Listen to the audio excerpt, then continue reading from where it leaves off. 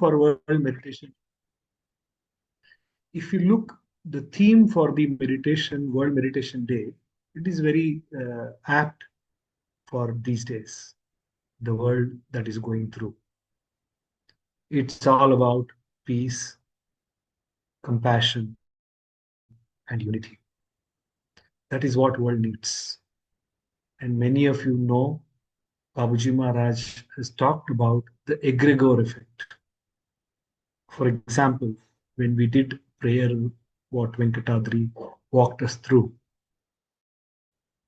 the underlying transformative power that binds all of us together through this prayer and people around us, right? So, such is the power of collective meditation.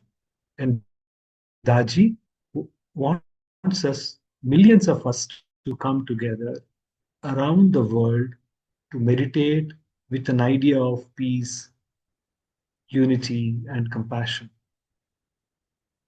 Imagine how the world would be, for a moment at least, so many of us meditating with the similar vibrations, resonating with that idea along with Daji.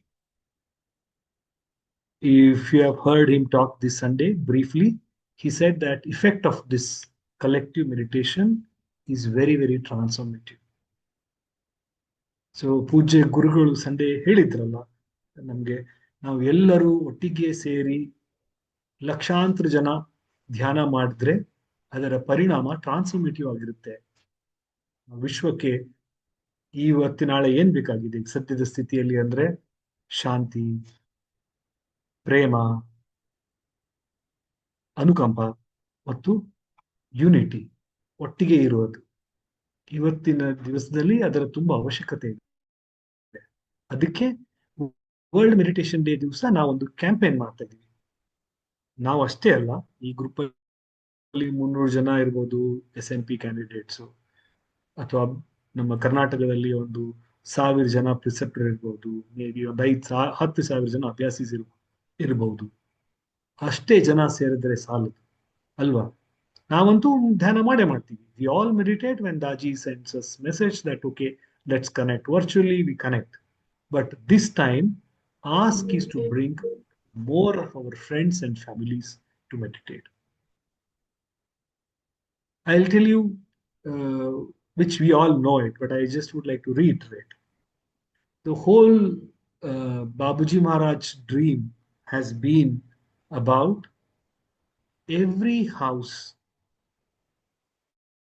in the world should know about meditation, and they should have tried it, practically experiencing it, and hopefully every house or a family has a preceptor. That's his wish. To that endeavor, Daji has been doing all these programs, whether it is C Connect, G Connect, or you name it, whatever, Forest Way Heartfulness. They are all means by which various type of people may come to us to meditate. Why we need millions of people to meditate?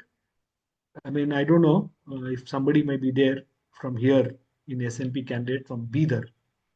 I hope somebody is there. Chariji Maharaj came to Bidar in 2003 or 4. That time he gave a talk. His talk was about growth of mission in that area. Okay. And then he said, I also asked Chariji Maharaj, why do you want more people? Chariji Maharaj asking Babuji Maharaj, why do you want more people? Many of us are meditating. Is it not enough? So in Hindi, Babuji Maharaj replied, that's what Chariji Maharaj told us. हम चाहते हैं कि हमारे सामने सारा ब्रह्मांड ध्यान करे. I wish that entire universe meditate with us. That is his dream. And we all have a collective opportunity to participate in it, to whatever extent that is possible from our side. ಈ ನಾವು one world one hot campaign ಏನು ಗುರುಗಳು ಶುರು ಮಾಡಿದ್ದಾರೆ, ಇದು ಬರೀ ನಂಬರ್ಗೋಸ್ಕರ ಅಲ್ಲ. Okay fine. ವಿಶ್ವದಲ್ಲಿ ಯಾವ್ದಾದ್ರು ಒಂದು ದಾಖಲೆ ಆಗ್ಬೇಕಾಗಿತ್ತಂದ್ರೆ, ಅದು ಧ್ಯಾನದ ಬಗ್ಗೆ ದಾಖಲೆ ಆಗ್ಬೇಕಾಯ್ತಂದ್ರೆ, ಐ ಥಿಂಕ್ ಸರ್ಜ್ ಮಾರ್ಗ್ ಅಂತ ಸಂಸ್ಥೆ ಬಿಟ್ರೆ ಬೇರೆ ಯಾವ ಸಂಸ್ಥೆಗೆ ಅಷ್ಟು ಧ್ಯಾನದ ಬಗ್ಗೆ ಪ್ರಾಮುಖ್ಯತೆ ಕೊಡುತ್ತೆ? ನಮ್ಮ ಮೂಲನೇ ಧ್ಯಾನ. ಸೊ ವಿಶ್ವ ಶಾಂತಿ ಅಥವಾ ವಿಶ್ವದಲ್ಲಿ ಧ್ಯಾನದ ಬಗ್ಗೆ ಏನಾದ್ರೂ ಯಾರಿಗಾದ್ರೂ ನಂಬರ್ ಒನ್ ರೆಕಾರ್ಡ್ ಸಿಗ್ಬೇಕಂದ್ರೆ it should we deserve it, ಅಲ್ವಾ? ಆ ರೆಕಾರ್ಡ್ಗಾಗಿ ನಾವು ಮಾಡ್ತಾ ಇಲ್ಲ. While record is an eventuality because many of us meditate. ಆದ್ರೆ ನಾವೆಲ್ಲರೂ ಒಟ್ಟಿಗೆ ಧ್ಯಾನ ಮಾಡಿದ್ರೆ ನಮ್ಮ ನೆಂಟರು, ನಮ್ಮ ಮಿತ್ರರು, ನಮ್ಮ ಸ್ಕೂಲ್ ಫ್ರೆಂಡ್ಸು, ನಮ್ಮ ಕಾಲೇಜ್ ಫ್ರೆಂಡ್ಸು, ನಮ್ಮ ಕಲೀಗ್ಸು, ನಮ್ಮ ನೇಬರ್ಸು, ನಾವೆಲ್ಲರೂ ಒಟ್ಟಿಗೆ ಧ್ಯಾನ ಮಾಡಿದ್ರೆ ಅದರ ಪರಿಣಾಮ ವಿಶ್ವದ ಮೇಲೆ ಬೇರೆ ರೀತಿ ಆಗುತ್ತೆ. ಅದಕ್ಕಾಗಿ ಈ ವಿಶ್ವ ಮೆಡಿಟೇಷನ್ ದಿವಸ ಒಂದು ರಿಕ್ವೆಸ್ಟ್ ಎಲ್ರಿಗೂ ಏನಂದ್ರೆ, ಬರೀ ನಾವಷ್ಟೇ ಧ್ಯಾನ ಮಾಡಬಾರ್ದು. ನಾವು ನಮ್ಮ ಜೊತೆಗೆ ನಮಗೆ ಪರಿಚಯದವರಾದವರು, ನಮ್ಮ ಮಿತ್ರರು, ನಮ್ಮ ರಿಲೇಟಿವ್ಸು ಅವರನ್ನ ಒಟ್ಟಿಗೆ ಗೂಡಿಸ್ಬೇಕು. ಇದು ಹೇಗೆ ಮಾಡ್ಬೇಕಂತ ನಾನು ಹೇಳ್ತೀನಿ. ಆದ್ರೆ ಇವತ್ತಿನ ದಿವಸ ನಿಮ್ಗೆಲ್ಲ ಮಾತಾಡುವ ಉದ್ದೇಶ, thanks to Raghu and team to giving me this opportunity. The whole idea of talking to you is every one of us have a role to play and take this vision of our master to the next level. Look, we have only have 10,000 people in Karnataka, 12,000 people abhyasis. If we have to have lakhs of people to meditate in Karnataka, how do we go about it? That means we all need to multiply, participate in that multiplier effect. I'll tell you an example how we are thinking in Bangalore and how we can think together. One, if, for example, Dr. Vidya is there, let's say, our friend in Shimoga, if she has to bring in, take this meditation, we request Sister Vidya, can you create a WhatsApp group of only 15 people or 16 people, whatever her close family friends? I'm just taking Sister Vidya, it could be anybody, right? But if we just send a message to her all groups, it will not work. How many of us join every time live sessions of Taji? Not possible. Sometimes we may forget it, sometimes we may have another appointment, sometimes we have maybe traveling, maybe any reasons, right? So the request to you is, don't just forward this invite of World Meditation Day just to everybody. Just making it my status doesn't mean that all your contacts will register. What will happen? Let us say if Sister Vidya takes a list of her friends and family, she makes a list. They may be in various groups. She will create one special group, World Meditation Day, and she will invite only those people who she feels very comfortable. By calling, they will respond to her and they are interested in such cause. There are many people with us. Not everybody will be willing to be part of this cause. Fair enough, nothing wrong about their ideas. But we want all of those who are inclined and like thinking people to join us so that together we make the difference. So now take an example. If Dr. Vidya creates a group of 15 people whom she knows personally, now what can happen? She will say, okay, she'll put one message. Please use this link to register. And she can put a poll. Have you registered? She doesn't have to feel shy because it is her close group. They will respond to her. The probability of they attending meditation on 21st is much, much higher than if she sends that message to all her relatives. So our request to all of you, each one of you in this group, is that please make a list of your people. Make a note of them and create special group only for World Meditation Day. After that, you can delete that group. and tell them that I am going to add you. Are you okay? They say yes, add them, and then once share the link for registration. Once they register, they will anyway get connected with central team, but you can also remind them that, please block your time, 21st, 8 o'clock, maybe on 21st, you can call them. Easy to call 15 people, but you cannot call hundreds of people. So you can just quickly say, can you confirm, have you logged in? Tuck, tuck, tuck, tuck, tuck. In 10 minutes, you will know everybody is logged in. Okay. So this is a mechanism how we can take it. If you feel you can add 20 people, if you can manage, it's fine. If you feel I can only do 10, that's fine. Numbers is not a pressure. But each one of us responding to the cause of our master is enough. ನಮ್ಮ ಗುರುಗಳು ಒಂದೇನೋ ಒಂದು ಕರೆ ಕೊಟ್ಟಿದ್ದಾರೆ, ಆ ಕರೆಗೆ ನಾವು ಹೋಗೊಟ್ಟಿದೆಯಲ್ಲ ಅದೇ ಮುಖ್ಯ. ನಾವು ನಮ್ಮ ಗ್ರೂಪ್ ಅಲ್ಲಿ 5 ಜನಗೂ ಹಾಕ್ಬೋದು, 15 ಜನಗೂ ಹಾಕ್ಬೋದು. ನೀವು ಬೇಕಾದ್ರೆ ಇನ್ನೊಂದು 10 ಜನಗೂ ರೆಡಿ ಮಾಡಿ ನೀವು ಒಂದು ಗ್ರೂಪ್ ಕ್ರಿಯೇಟ್ ಮಾಡಿ ಅಂತ ಹೇಳ್ಬೋದು. ಅದೆಲ್ಲ ನಮಗ್ ಬಿಟ್ಟಿತ್ತು. ಅದನ್ನ ಯಾರು ಕೂತು ಇಲ್ಲಿ ಟ್ರ್ಯಾಕ್ ಮಾಡ್ತಾ ಇಲ್ಲ, ನೀವು ಎಷ್ಟು ಜನಕ್ಕೆ ಕರ್ಕೊಂಡ್ ಬಂದಿರ ಅಂತ ಹೇಳಿ. ಆದರೆ ನನ್ನ ಹೃದಯದಲ್ಲಿ ಗುರುಗಳ ಬಗ್ಗೆ ಪ್ರೇಮ ಅಂತಃಕರಣ ಇದೆ. ನನ್ನಿಂದ ಆದಷ್ಟು ನಾನು ಈ ಒಂದು ಚಳವಳಿಯಲ್ಲಿ ಮೂವ್ಮೆಂಟ್ ಅಲ್ಲಿ ಭಾಗವಹಿಸಬಹುದು. ಇಬ್ಬರಿಗಾಗ್ಲಿ 10 ಜನಕ್ಕಾಗ್ಲಿ 15 ಜನಕ್ಕಾಗ್ಲಿ ನಾನು ಕರ್ಕೊಂಡ್ ಬರೋಕೆ ಪ್ರಯತ್ನ ಮಾಡ್ತೀನಿ. ಅದೇ ಒಂದು ಇಚ್ಛೆ ನಮ್ದು ನಿಮ್ಗೆ ಹೇಳ್ಬೇಕಂತ. ನಾನು ಹೇಳ್ತೀನಿ, ನಿಮಗೊಂದು ಎಕ್ಸಾಂಪಲ್ ತೋರಿಸ್ತೀನಿ ಹೇಗೆ ಇದು ಮಲ್ಟಿಪ್ಲೈಯರ್ ಎಫೆಕ್ಟ್ ಆಗುತ್ತೆ ಅಂತ. ನಾನು ಸ್ವಲ್ಪ ಸ್ಕ್ರೀನ್ ಶೇರ್ ಮಾಡಿ ಒಂದು ಸ್ಲೈಡ್ ತೋರಿಸ್ತೀನಿ ನಿಮಗೆ.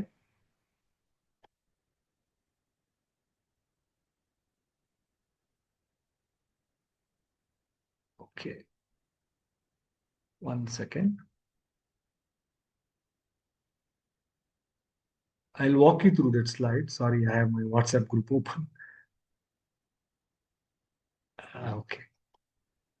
ಈ ಸ್ಲೈಡ್ ನಿಮಗೆ ಕಾಣಿಸ್ತಾ ಇದೆಯಾ?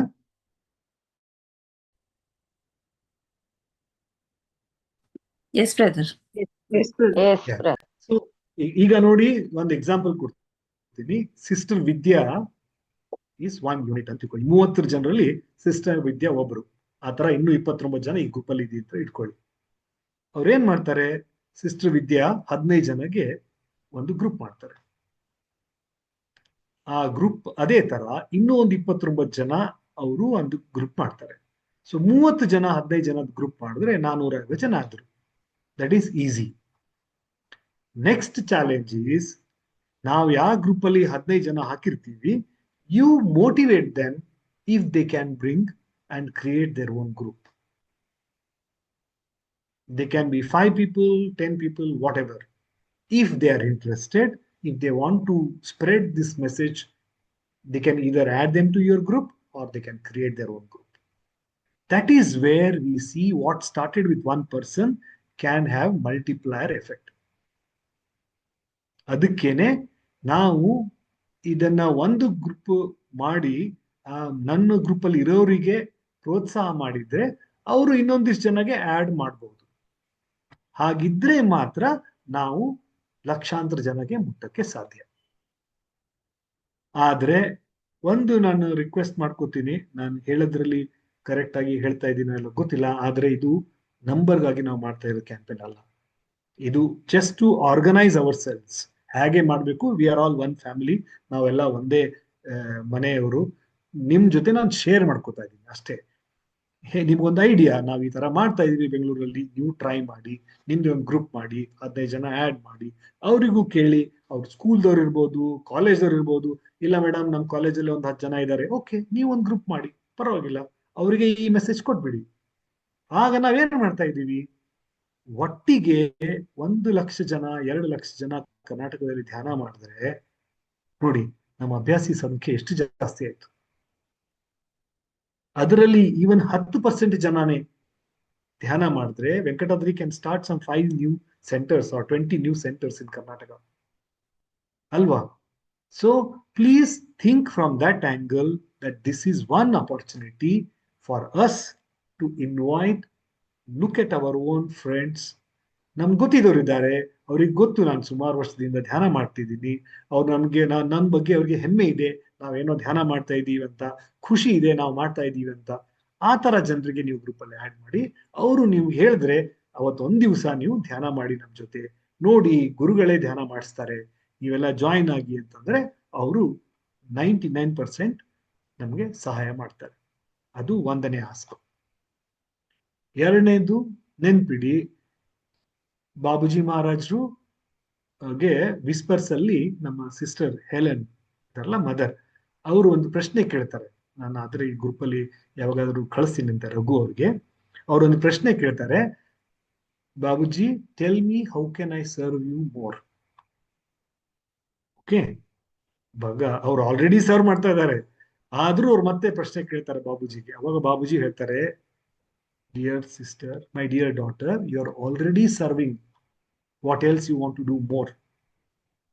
Then he says, anybody who is doing their regular practice, anybody who meditates or on their own at some corner of their own house, together they are contributing to the vibratory level of the planet.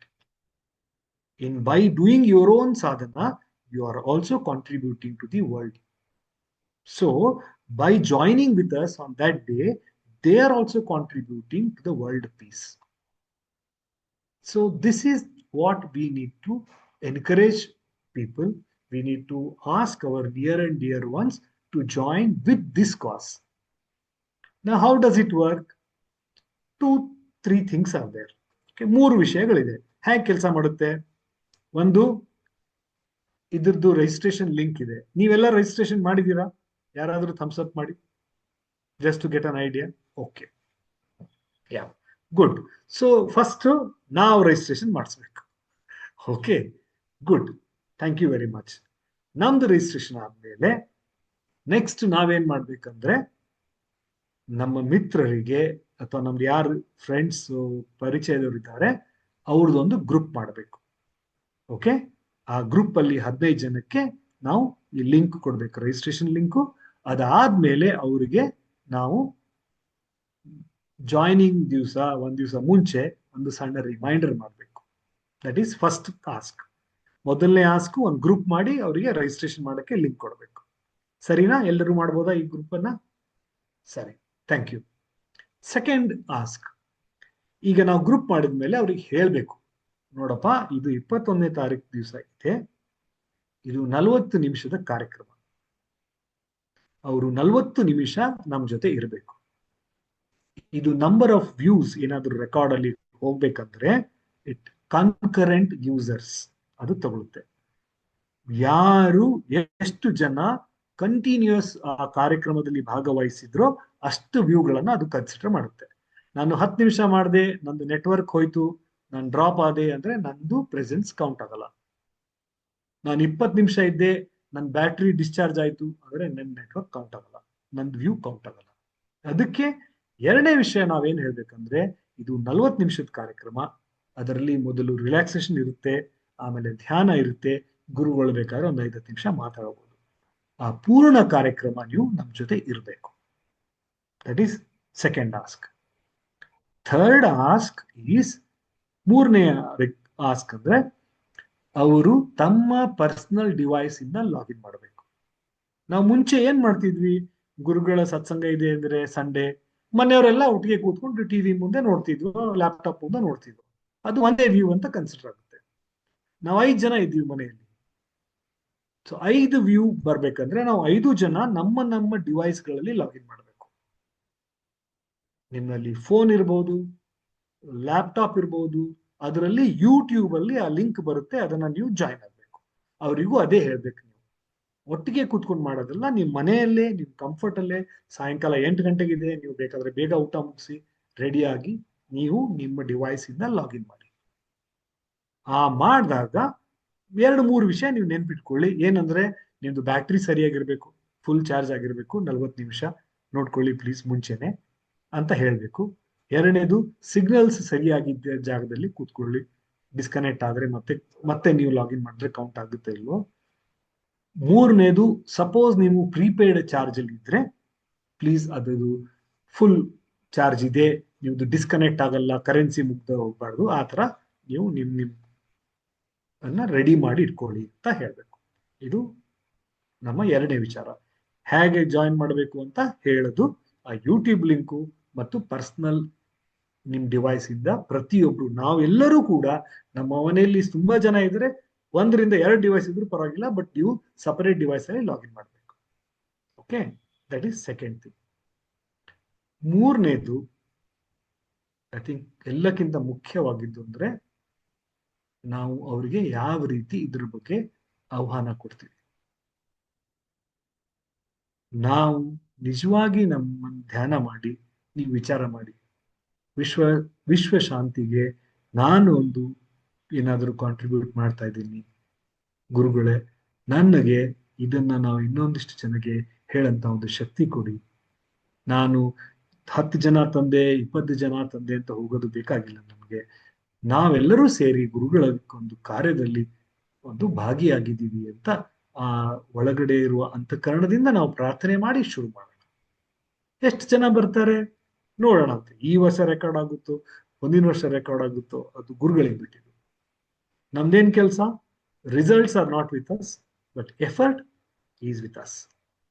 So we should definitely take this message to all ಅಭ್ಯಾಸೀಸ್ in our centre. ನಮ್ಮ centre ಅಲ್ಲಿ ಪ್ರತಿಯೊಬ್ಬರಿಗೂ ಇದು ಗೊತ್ತಿರಬೇಕು. ಈ ತರ ಗುರುಗಳು ಕಾರ್ಯಕ್ರಮ ಮಾಡ್ತಾ ಇದ್ದಾರೆ, ಎಲ್ಲರೂ ಭಾಗವಹಿಸಬಹುದು, ಅಲ್ಲದೇನೆ ಎಲ್ಲರೂ ಇನ್ನೊಬ್ಬರಿಗೂ ಕರ್ಕೊಂಡ್ ಬರ್ಬೋದು. ಅದನ್ನ ನಾವು ಮಾಡಬೇಕು. ಅದಕ್ಕೆ ಏನೇನು ಇನ್ಫಾರ್ಮೇಶನ್ ಬೇಕು ನಾನು ಡಾಕ್ಟರ್ ರಘುಗೆ ಕಳಿಸ್ತೀನಿ. ಅದರಲ್ಲಿ ಲಿಂಕ್ ಇದೆ, ಅದರಲ್ಲಿ ರಿಜಿಸ್ಟ್ರೇಷನ್ ಲಿಂಕ್ ಬರುತ್ತೆ. ಆಮೇಲೆ ಅದರಲ್ಲಿ ನಮ್ಗೆ ಬೇಕಂದ್ರೆ ವಾಟ್ಸ್ಆಪ್ ಇನ್ಫಾರ್ಮೇಶನ್ ಫಾರ್ವರ್ಡ್ ಮಾಡ್ಬೇಕಂದ್ರೂ ಇದೆ. ನಾನು ಯಾವ್ದೋ ಒಂದು ಕಾಲೇಜ್ಗೆ ಲೆಟರ್ ಕೊಡಬೇಕು, ಕನ್ನಡದಲ್ಲೂ ಇದೆ, there is a letter in English. All the resource link I will send it to Dr. Raghu. Please take it up and send it. Okay, and I will share this 1 or 2 slides of Taji, which we have gone through it recently. Okay. This is about the event. It is on 21st December. It is called World Meditation Day. Our theme is One World, One Heart. We are all connected together in this world. And we are all going to meditate with Taji.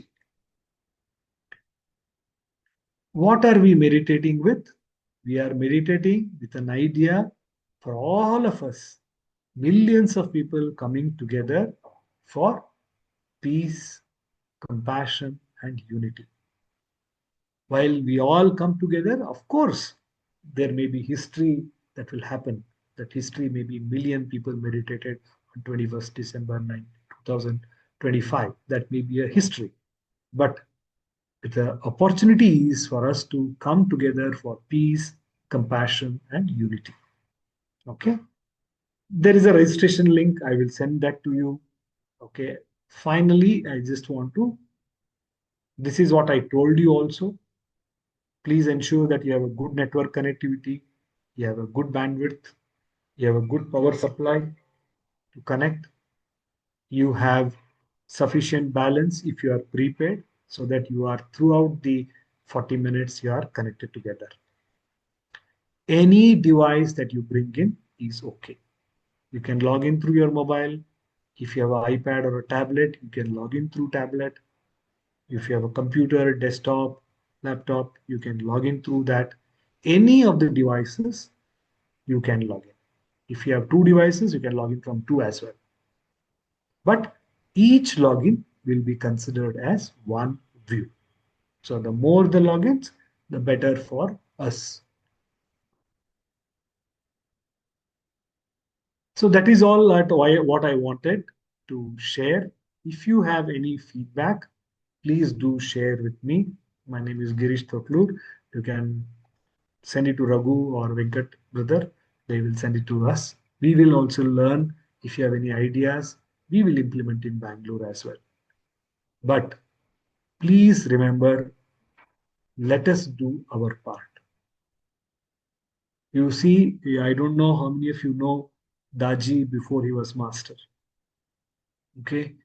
If any one of you know, before even the Acharyaji Maharaj say something, let's say if he looks at a land and by mistake he says that, oh, it would have been good if there was an ashram, Daji would buy it for him. if he has had some things to be done, even if he has just thought about it, in some way Daji knows about it, he would do it. He had never asked anybody for help, but now he's our master. He needs all of us to be part of his vision. And we have a wonderful opportunity together. Each one of us can resonate with his idea. While we meditate, we'll also bring more people to meditate. Okay, this is what I have request to you all, and I look forward to meet you again sometime soon. Thank you, everybody. Thank you, brother. Thank you, Girish brother.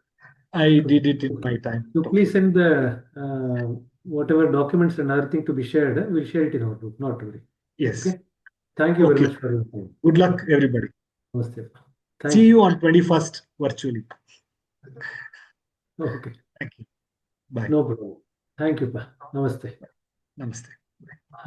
Venkatadri brother, now it's up to you for the next part of the session. Please continue.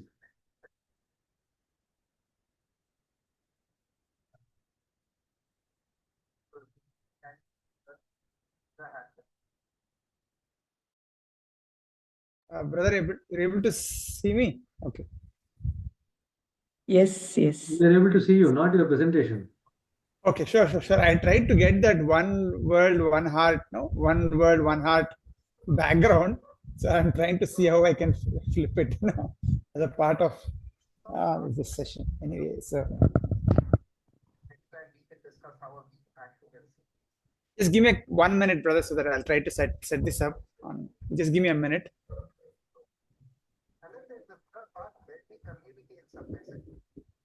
Like today, saw my sister putting out some statistics, this, that, and the other, putting out the teams. That's administrative stuff, right? So maybe we think about all these three parts. There's something personal, there's something spiritual, there is something administrative. Does it make sense? But I think the sitting will be the draw. Raghu brother, I think you have to mute your.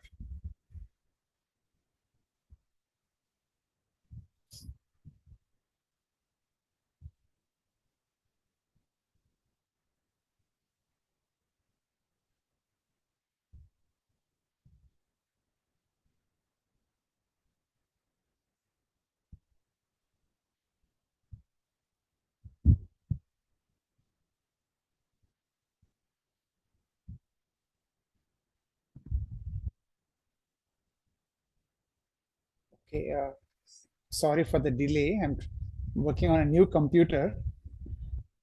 Slideshow. Centers view.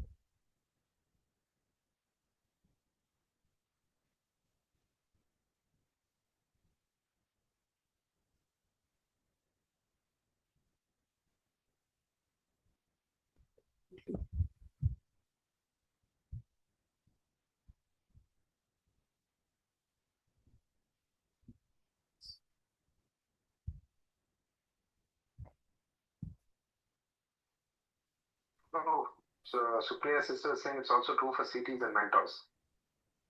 Brothers, are you able to see my screen now? Yes, brother.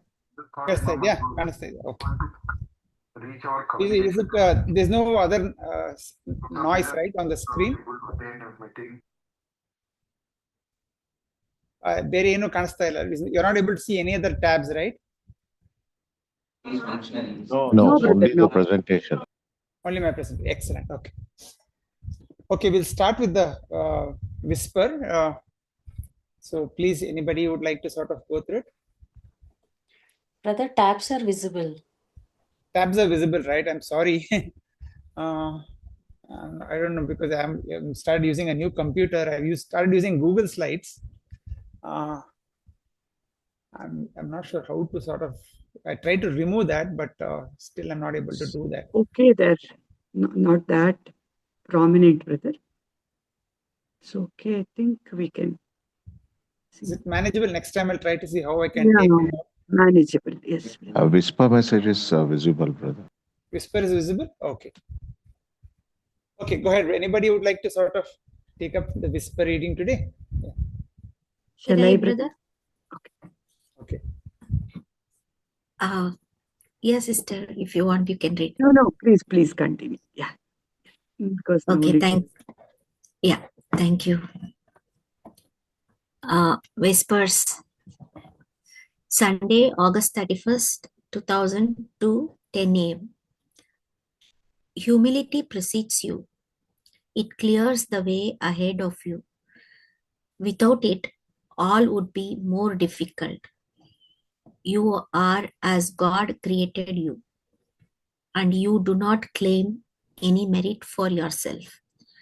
You keep praising and thanking for what He is doing for you, which attracts His grace. Your heart is full of favor and gratitude. By advancing in utmost simplicity, without illusion about your own merit, you place yourself under His protection. You recognize yourself as small and without any qualities than those He actually wants to give you. This attitude is favorable to your progress. This attitude, being natural in you, supports your progress. The mystic must get rid of all that he is loaded down with. A high opinion of himself would slow him down considerably. By being thankful for the benefits received, the seeker places himself in a constructive point of view. By himself, he is nothing but a human being with all his vulnerability. By offering his life to the divinity, he places it under the best auspices. All is given to him. Nothing happens by his own doing. By recognizing it, the doors are open to him. Babuji. Yeah. Thank you, brother. Thank you, Sister Lavanya. Thank you very much. I think we chose this whisper because of today's chakra and knot that we're going to discuss on insignificance and humility being a big part in it.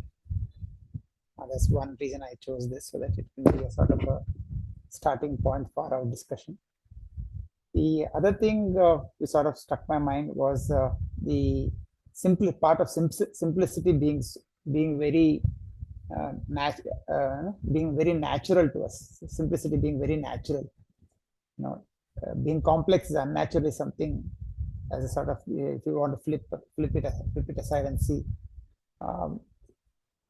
you feel simplicity is very, very natural, and not being simple is unnatural. So this point sort of struck my mind, to a large extent, and sort of chose this particular whisper. Okay, so open to the floor. Anybody would like to comment on it and sort of talk about it? Please go ahead.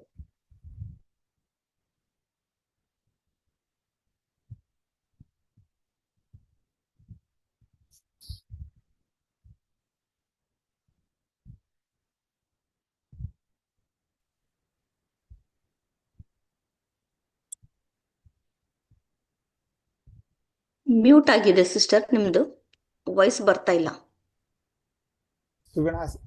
Subhana sister. Shall I? Here, Master says humility. We should be humble. It clears our way. This humility clears our way, and without it, it will be very difficult to move forward. So we should also be grateful, and we should be very simple and grateful. Then only we can progress further. The attitude that is we are small, we recognize ourselves very small and without other qualities. So we should surrender ourselves with the most humble, with simplicity and humility.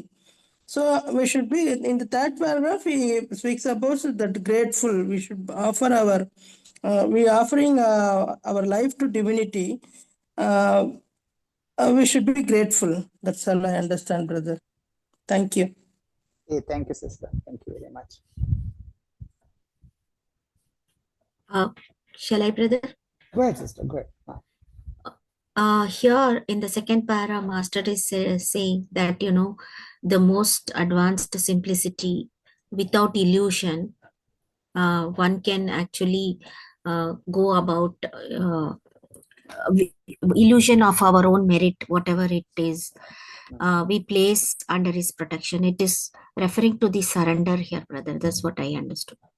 Yeah, right, sister. Yeah. Talked about surrender, right, in the previous chakra. So, Yeah. building on the surrender, right, in the 8th chakra, we sort of proceed on to the 9th now. Yeah. Thank you, sister. Go ahead, brother. Shrikant. Humility and gratitude helps us stay connected with the Master throughout our spiritual journey up to infinity, and they help us immensely in preventing our fall in our journey. Thank you, brother. Thank you.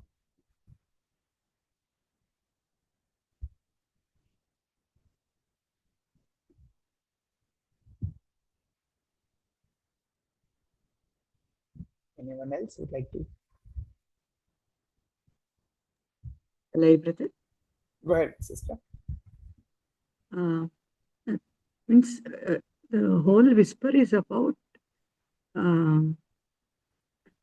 like nothing happens by our own doing. Everything is what he has given us. So we cannot claim anything as that we have any merit. So once we offer our life to the divinity and give everything to him, maybe then like by being humble, simple, insignificant, then only maybe the doors are open to such person. That is the complete part I felt like, brother.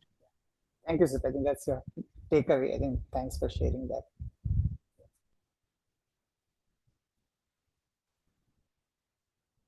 Yeah, I think RSN brother, Murthy brother, I think sort of thought he had raised his hand.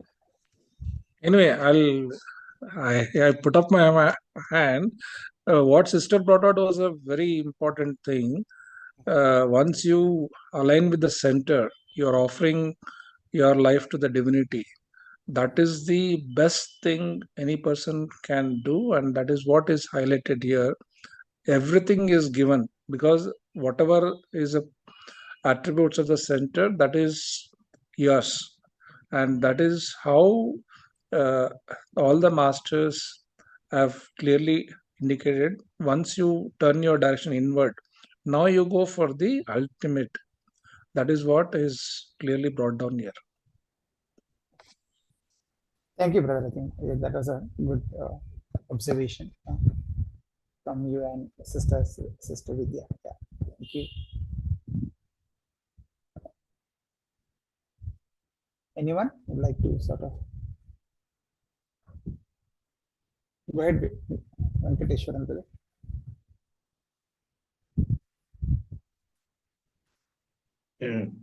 Hello. This entire whispers, the gist of it is that we are nothing, you are everything, number one. If we have not come to this stage, then we have to become like that. As the medium is already like that. That is why Babaji is very much praising her. We have to come to a stage that nothing is mine in the world. I am nothing. I am zero, you are hero. You know everything, I am at your hand. Whatever I have got, whatever benefits, life itself is because of you only. I am having infinite gratitude towards you for whatever I have got. My entire life is given by you, so nothing is mine. Everything belongs to you. I should be only thankful for whatever I have got and continue to increase our surrender our unwanted things, we have to increase the surrender. Unwanted things we completely given up. You have to totally depend on you and you alone, with the feeling that I am nothing in front of you. Because of you, I am existing. I am living. Whatever I am getting because of you alone. That is the gist of this whispers. Yeah. Thank you for sharing your viewpoint, brother. Thank you.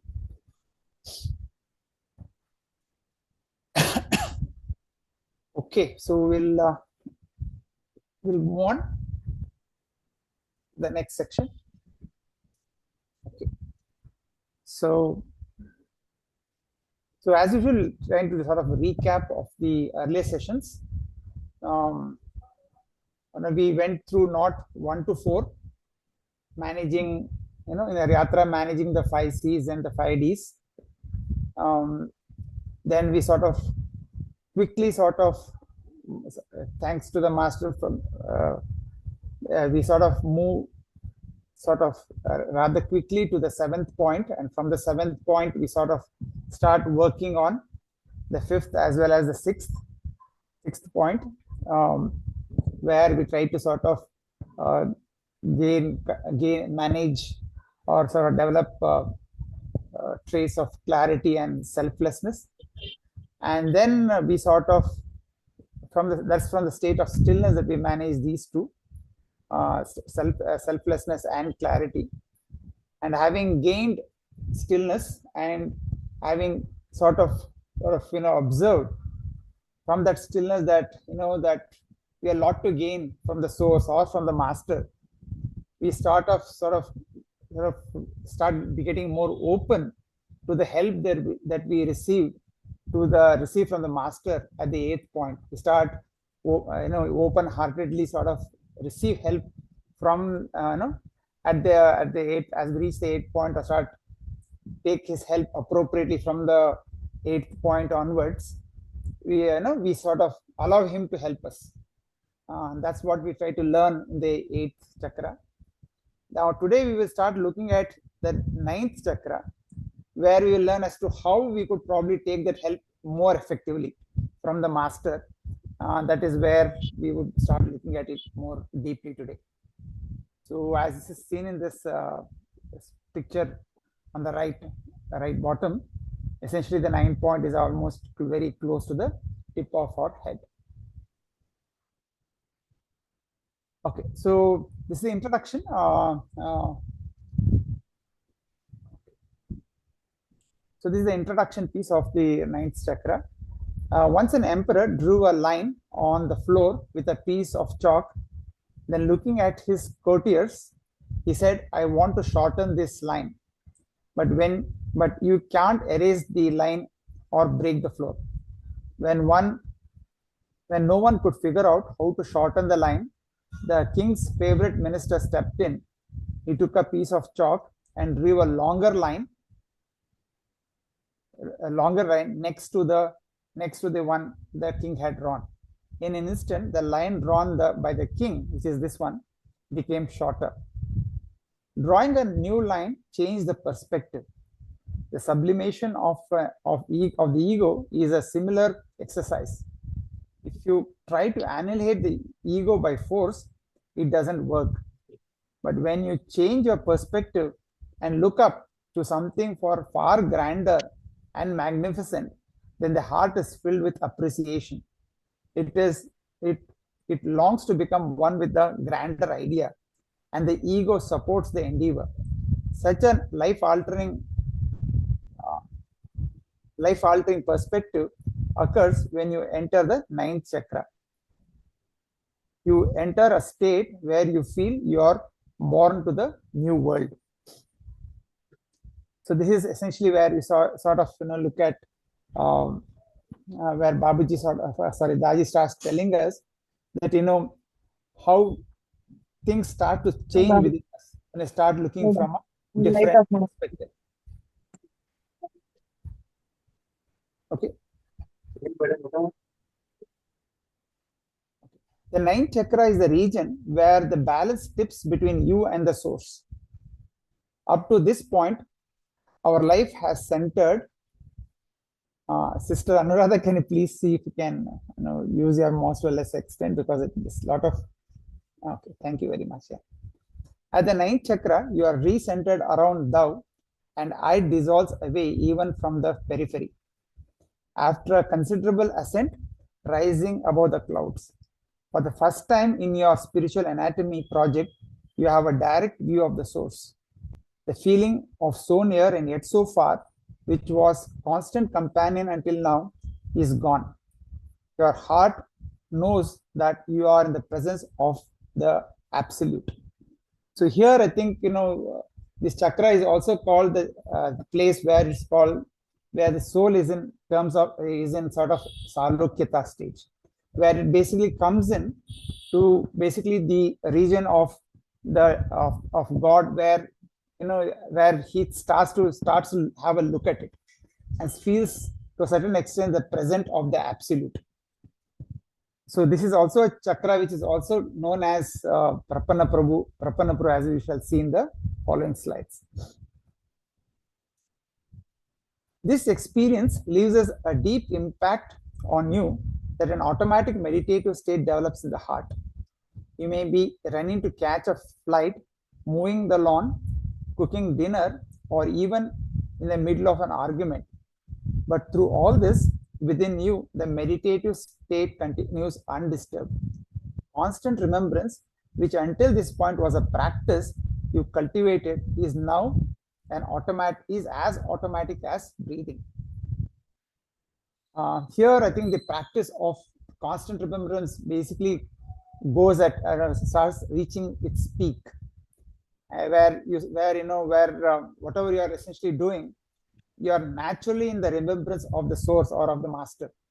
So, and you are essentially sort of executing whatever work that you have to do and you are supposed to do. The following paragraphs, as you will see, Daji basically gives you an example of Radha here. Okay. Is there any disturbance that is coming to anyone of you, or is the audio clear to all of you?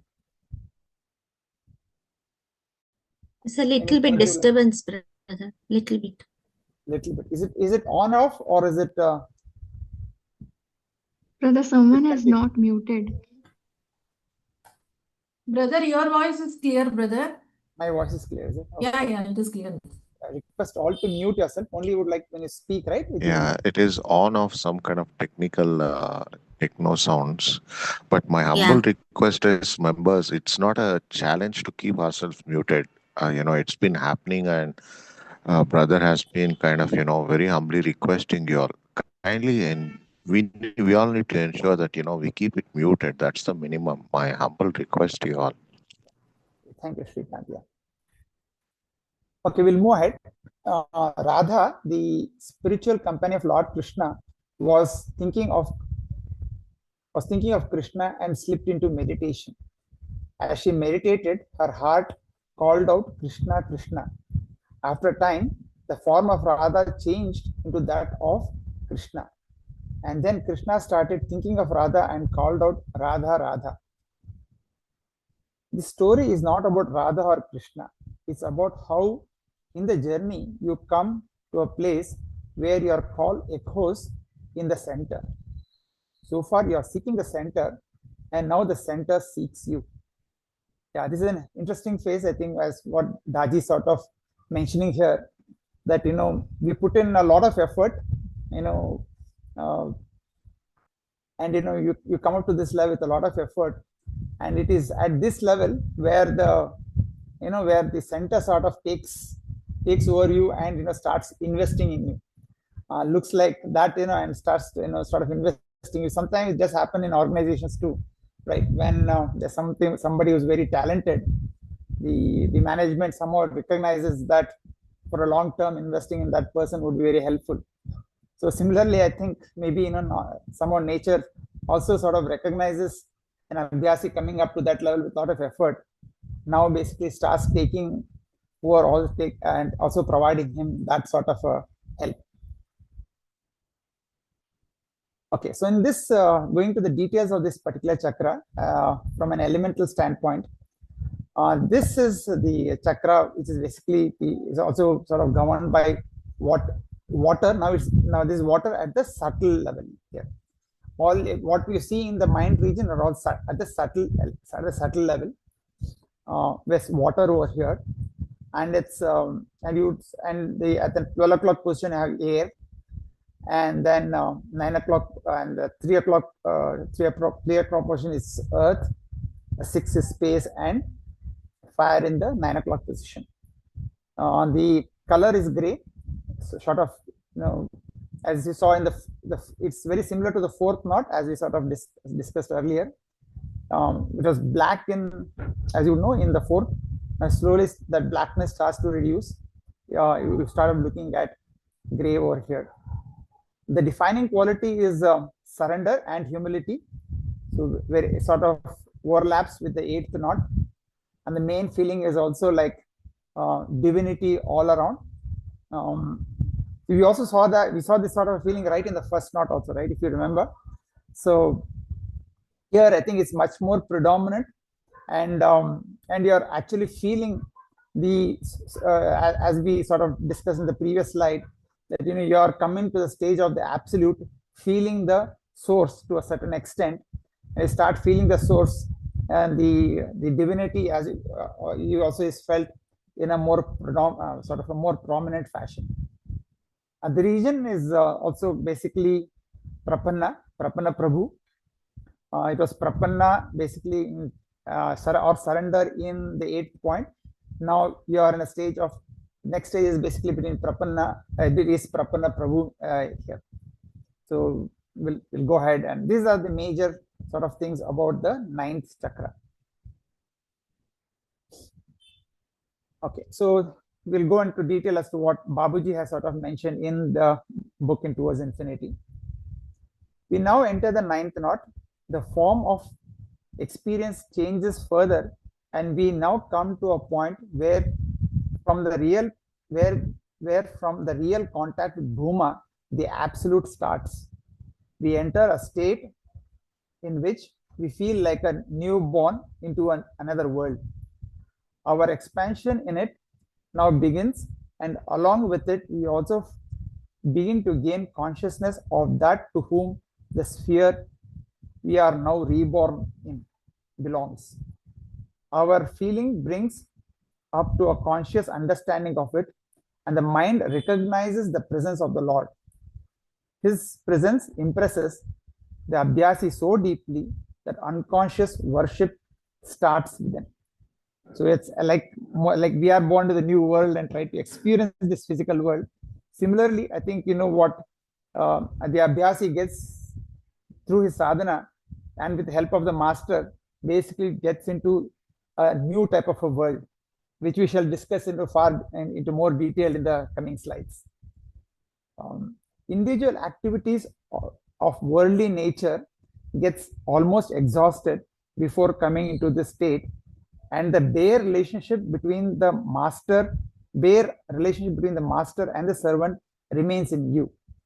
He is the master and we are his slaves. He is the predominant feeling at this knot, together with a reverential consciousness of his presence. Here the relationship with the master becomes extremely very close, and the important thing is the reverential the presence of his in whatever we do becomes very more prominent, and we also would like to keep it that way as we see and sort of gain more benefit from sort of having his feeling his presence.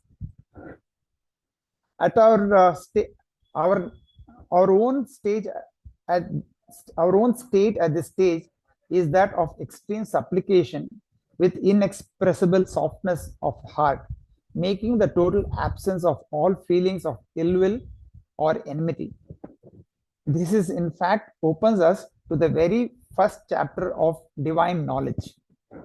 From this point, the sense of self-existence begins to dissolve, and the more we probe into it, the more we are successful in the negation of the self.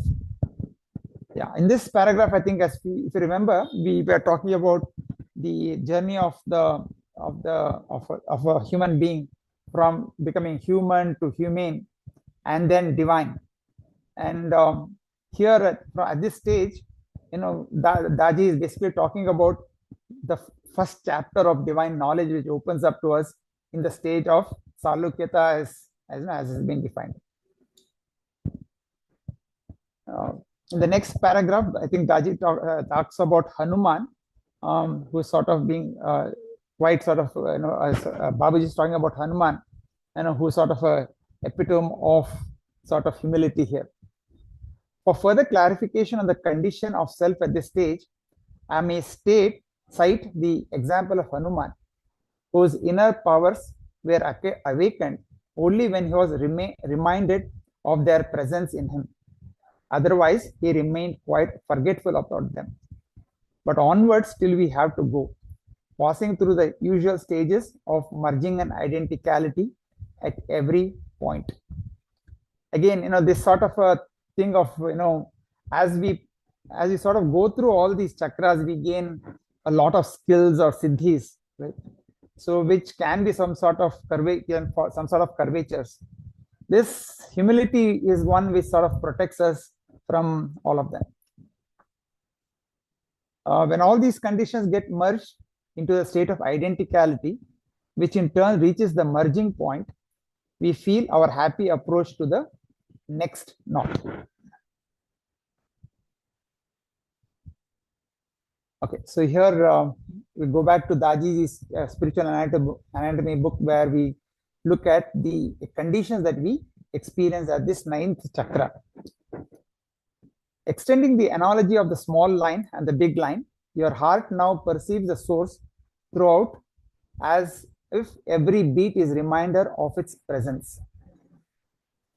Wherever you look, you feel the radiance of the source flowing.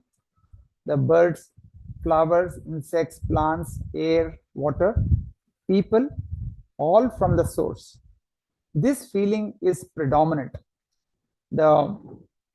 The heart overflows with feelings of tenderness, and such a tender heart bids farewell to all ill will and prejudice.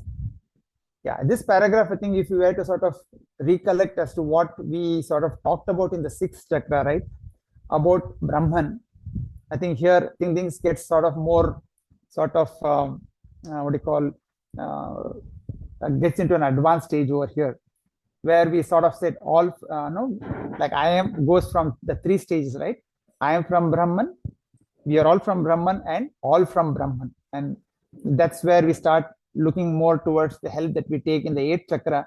And here it comes to some sort of a peak over here, where we start feeling the present source, the feeling of, of the divinity in everything, which also to a small extent we sort of observe even in the very first chakra. From the 9th chakra on, the ego sublimates into humility. The more you allow your heart to yield, the humbler and more loving you become. And in any limit, and is there any limit to how much the heart can yield? We come from infinity, we merge into infinity, and our capacity to love is infinite. The more the heart surrenders, the more love flows through you. Sort of, just sort of thought about what our Girish was mentioning today, right? When Charji asked, why do you need more people? And Babuji's sort of cheeky answer was that I come from infinity and I would look for more. I would look for more infinity, more number of people over here, and more infinity. So something sort of talks about here also. Okay, from this region onwards, your conscience is clear like spring water. Your weaknesses appear more clearly to you. An inclination of the ego to dominate others feels torturous. Even the slightest wrong thoughts create a whiplash within, and instantly you repent by correcting your thoughts and praying for forgiveness. So I think here is the stage where the feedback is almost instantaneous, and correction is also almost instantaneous. So that the propensity of creating more samskaras, right, is sort of very largely reduced at this particular stage, so that so that the purity in our heart is basically sort of maintained, right? I think purity and we are sort of able to sort of conduct ourselves with greater simplicity, so that we will we don't make things complex, because the feedback loop sort of seems to be very quick over here. At this stage, we gain to sort of gain that knowledge of getting the feedback loop going, and also responding appropriately to those circumstances.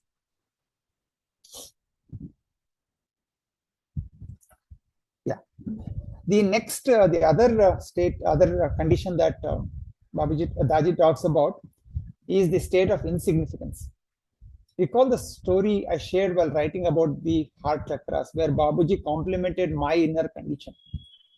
My condition in those days was like a dog relaxing in the shade of a tree on a hot, blazing hot afternoon. Babuji read my state and said, "You should be in this condition 24/7. It was a condition of insignificance, abudiyat or subdued state. When we merge in that ninth chakra, we arrive in that condition of insignificance. In this state, one doesn't care about things like respect, disrespect, and so on. One is centered in thou, and that's where the attention rests." Right. So I think going forward, there is certain forgetfulness that accompanies in this state, where you become mindful of your abilities. Don't be alarmed. You didn't lose them. Instead, you lose the burden of proving yourself and others how good you are. Your skills become high performance tools at your disposal. Use them when needed and then put them away. Yeah, I think this is another very important aspect that we need to develop as we progress further, because many times our own skills and siddhis, or our own our merits, as it were, like the skills that we have developed, the plus points that, as we say in the corporate world, right, they themselves can become quite detrimental for our progress. So as mentioned in this particular paragraph, here it says that we need to, whatever skills that we have developed, we have to sort of make use of them and keep them aside whenever they are not needed. Like the way we use sort of many of the applications on our computer. We don't need to keep all our applications open on our computer, which will generally slow down our computer when we are trying to work on one aspect of it. So in that fashion, I think we too, in our thing, that we'll have to use skills appropriately. I think here, I think Rajiv again also talks about Hanuman here, who was a devotee of Lord Rama, who exemplified this insignificance, and he describes and he also explains what Hanuman means, where Hanuman means without man or respect, means one who doesn't care, it means of own man or upman, and whose attention is fully centered in the ideal taken up for devotion. So the person at this stage is sort of quite focused on what work that needs to be done at that particular point of time, rather than just keeping note or tab of whatever he's capable of, which can be sort of detrimental to what needs to be done at that particular point of time. The next most important thing, I think sorry, this is a slide of a busy slide. Sorry about that. We can focus on paragraph by paragraph here as much as possible. Freedom from the choice busy mind. That's the next thing. I think this is one of the challenges that all of us do face in this information heavy world, where we are receiving information from literally from all ends. We often underestimate how overwhelming choice can be.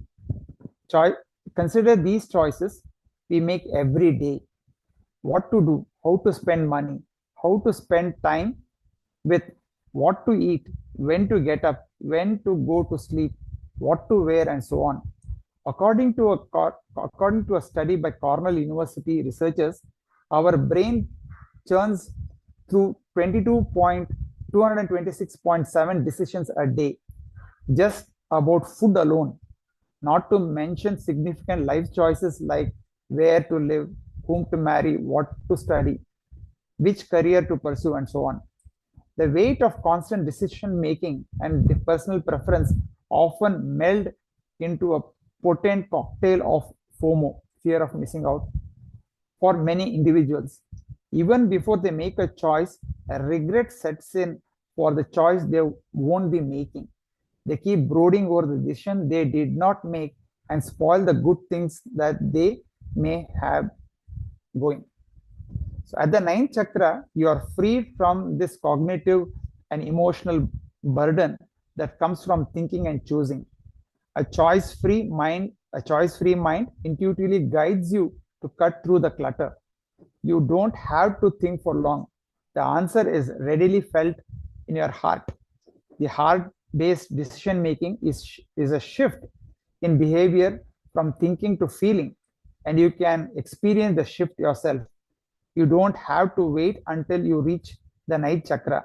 The shift from thinking to feeling begins much earlier, where your heart becomes more vocal and guides you in decision making by inspiring you and alerting you when you may be steering off course.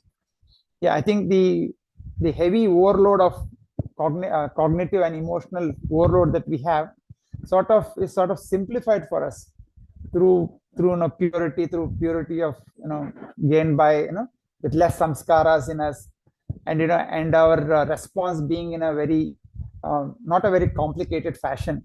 So these sort of skills that we have developed through the journey sort of helps us to sort of take the decisions in a much easier manner, with also master or source helping us through our heart, and which help us to make more heart-based decision making rather than samskara-based decision making. And the ninth chakra, heart-based decision making becomes the norm. We have the innate ability to face circumstances with courage, respect, and reverence, dhirata, because the heart-mind field is in resonance. Your intention, thoughts, and choices are aligned with your evolution. The energy of desire is transformed into energy of evolution. There is clarity of thinking, humanity in execution, and contentment in results that follow. I just put a small chart over here which talks about where I think in this last paragraph where it is put together as the cause and effect of things, like the cause being is that that what we learn from courage, courage in a natural way, reverence, and our intentions of the right intentions of of what we want to execute, and the thoughts and choices that appropriately follow. So those will sort of keep us in good stead, where which will result in sort of help us in clarity of thinking, and helps us to execute things in an appropriate manner, which will more or less be for our contentment. So that I think will is something which we sort of gain in this to sort of comes up to a sort of an appropriate level in this ninth chakra. Also put together, in the leadership in the corporate world, where this is called this leadership success. I'm not sure this is very clear. Sorry about that. So called the leadership success trifecta, which talks about execution, alignment, and clarity, which sort of seems to be aligned with what Daji is sort of talking about in this last paragraph. Okay. The next the important condition is in this chakra is the guru abhyasi relationships. So it starts hitting up in a much higher note over here. By the time you arrive at the ninth chakra, your relationship with the guru has matured to a level of mutual trust and adoration. As an abhyasi, you are grateful to the teacher for the conditions and the experience that helped help you progress. Your heart appreciates what you have achieved, and that appreciation cultivates trust. This trust solidifies into faith. Yes, here he is someone who can help me reach my goal. In your heart, when you feel this faith irrevocably, then the heart-to-heart connection becomes permanent. Here we're talking about the heart-to-heart connection between the Abhyasi and the Guru, because where, as we said, right, in Sahaj Marg, we get a lot of experiences, which sort of reinforces that sort of trust in the master, and we start leaning to take more help from him, and as we start taking more from him, and we see so many positive sort of what call end results happening, which sort of helps us to move forward, and we start getting more trust in the sort of a guru over there. Arriving at this level of heart-to-heart connection is extremely special.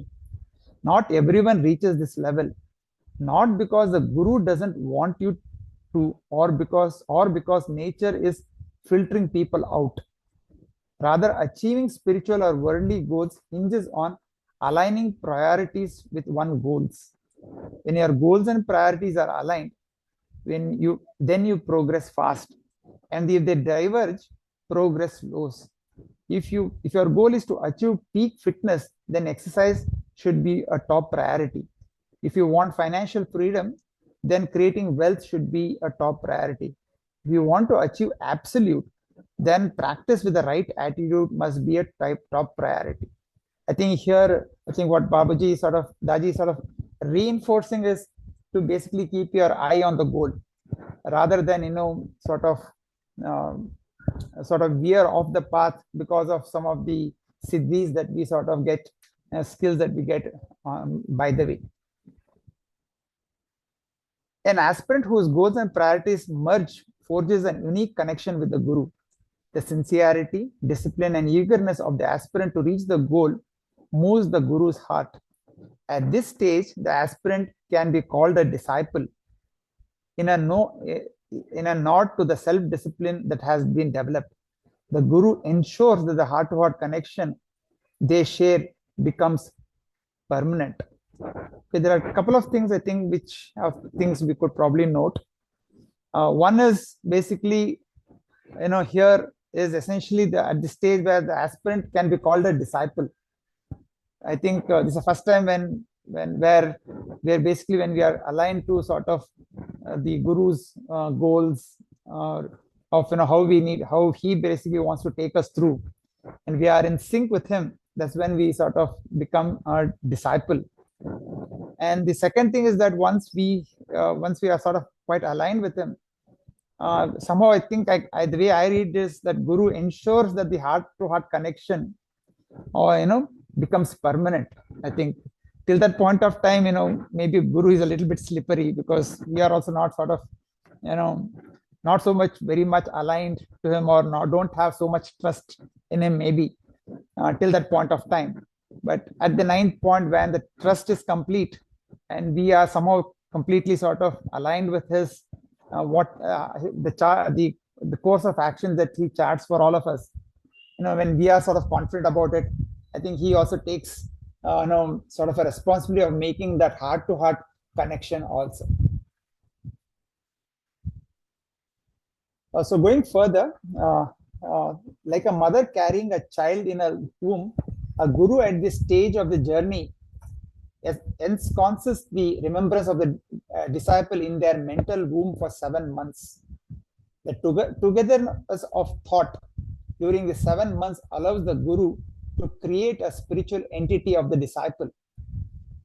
At the end of this period, the guru delivers the spiritual entity of the disciple into a higher dimension of existence.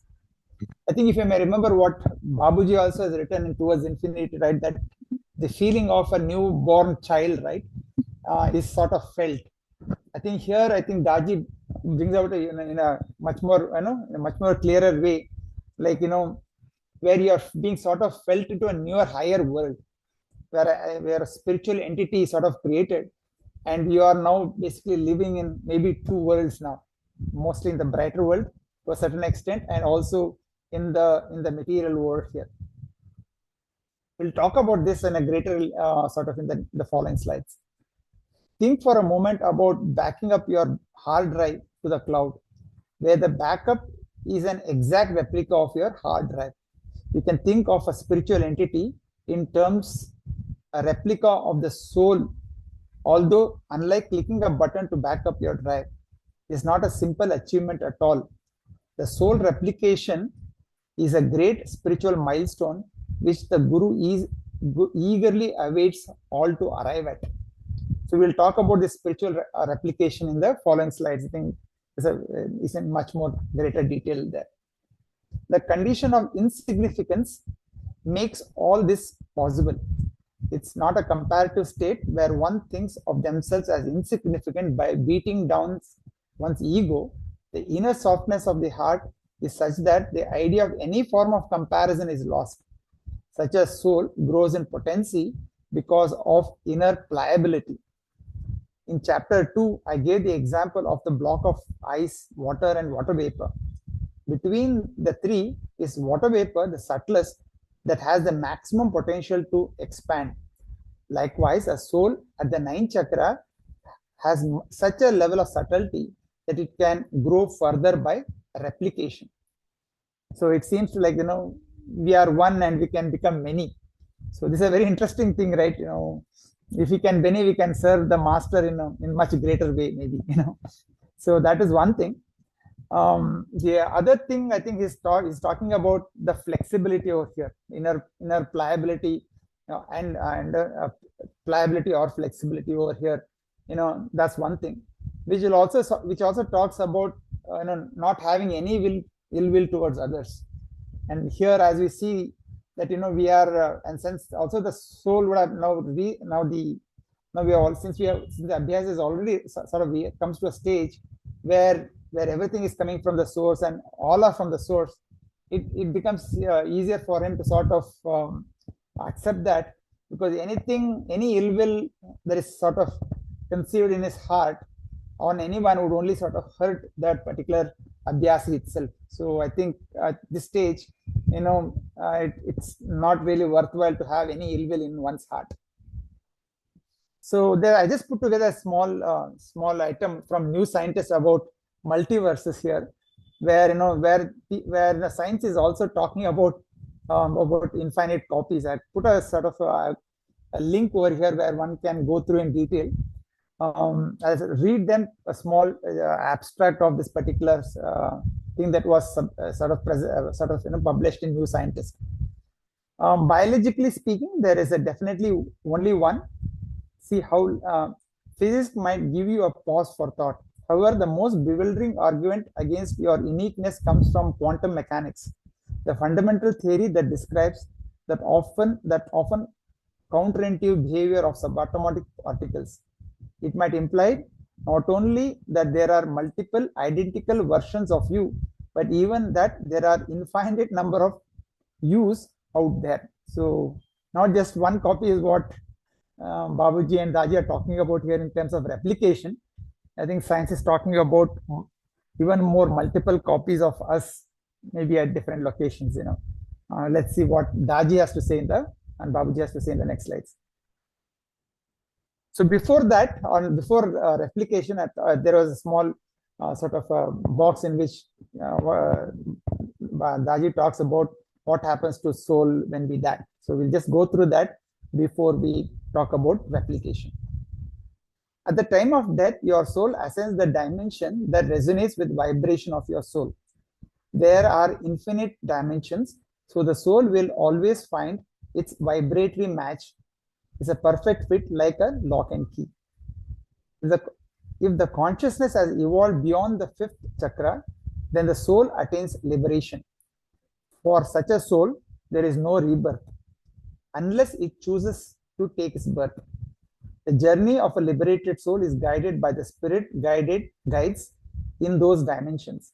If the soul does not attain liberation, then depending on its karma, the soul enjoys a period of salvation and then takes birth. I think this is sort of well discussed and talked about in the Indian philosophy, where we talk about birth and rebirth.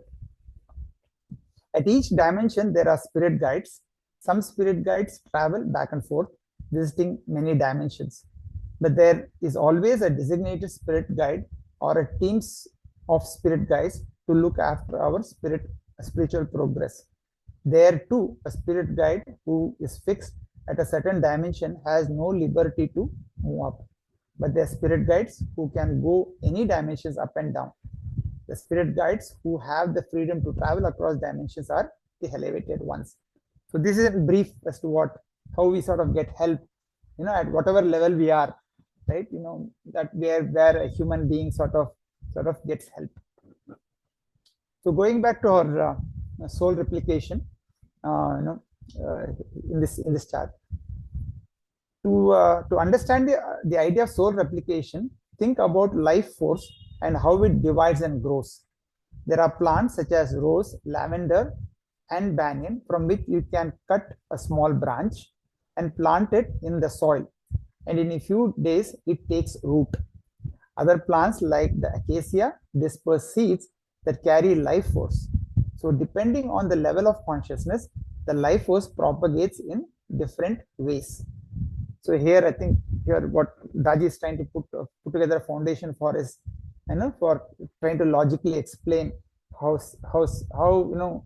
replication is happening in the physical world, which can also then sort of be extrapolated to what can happen in the human world.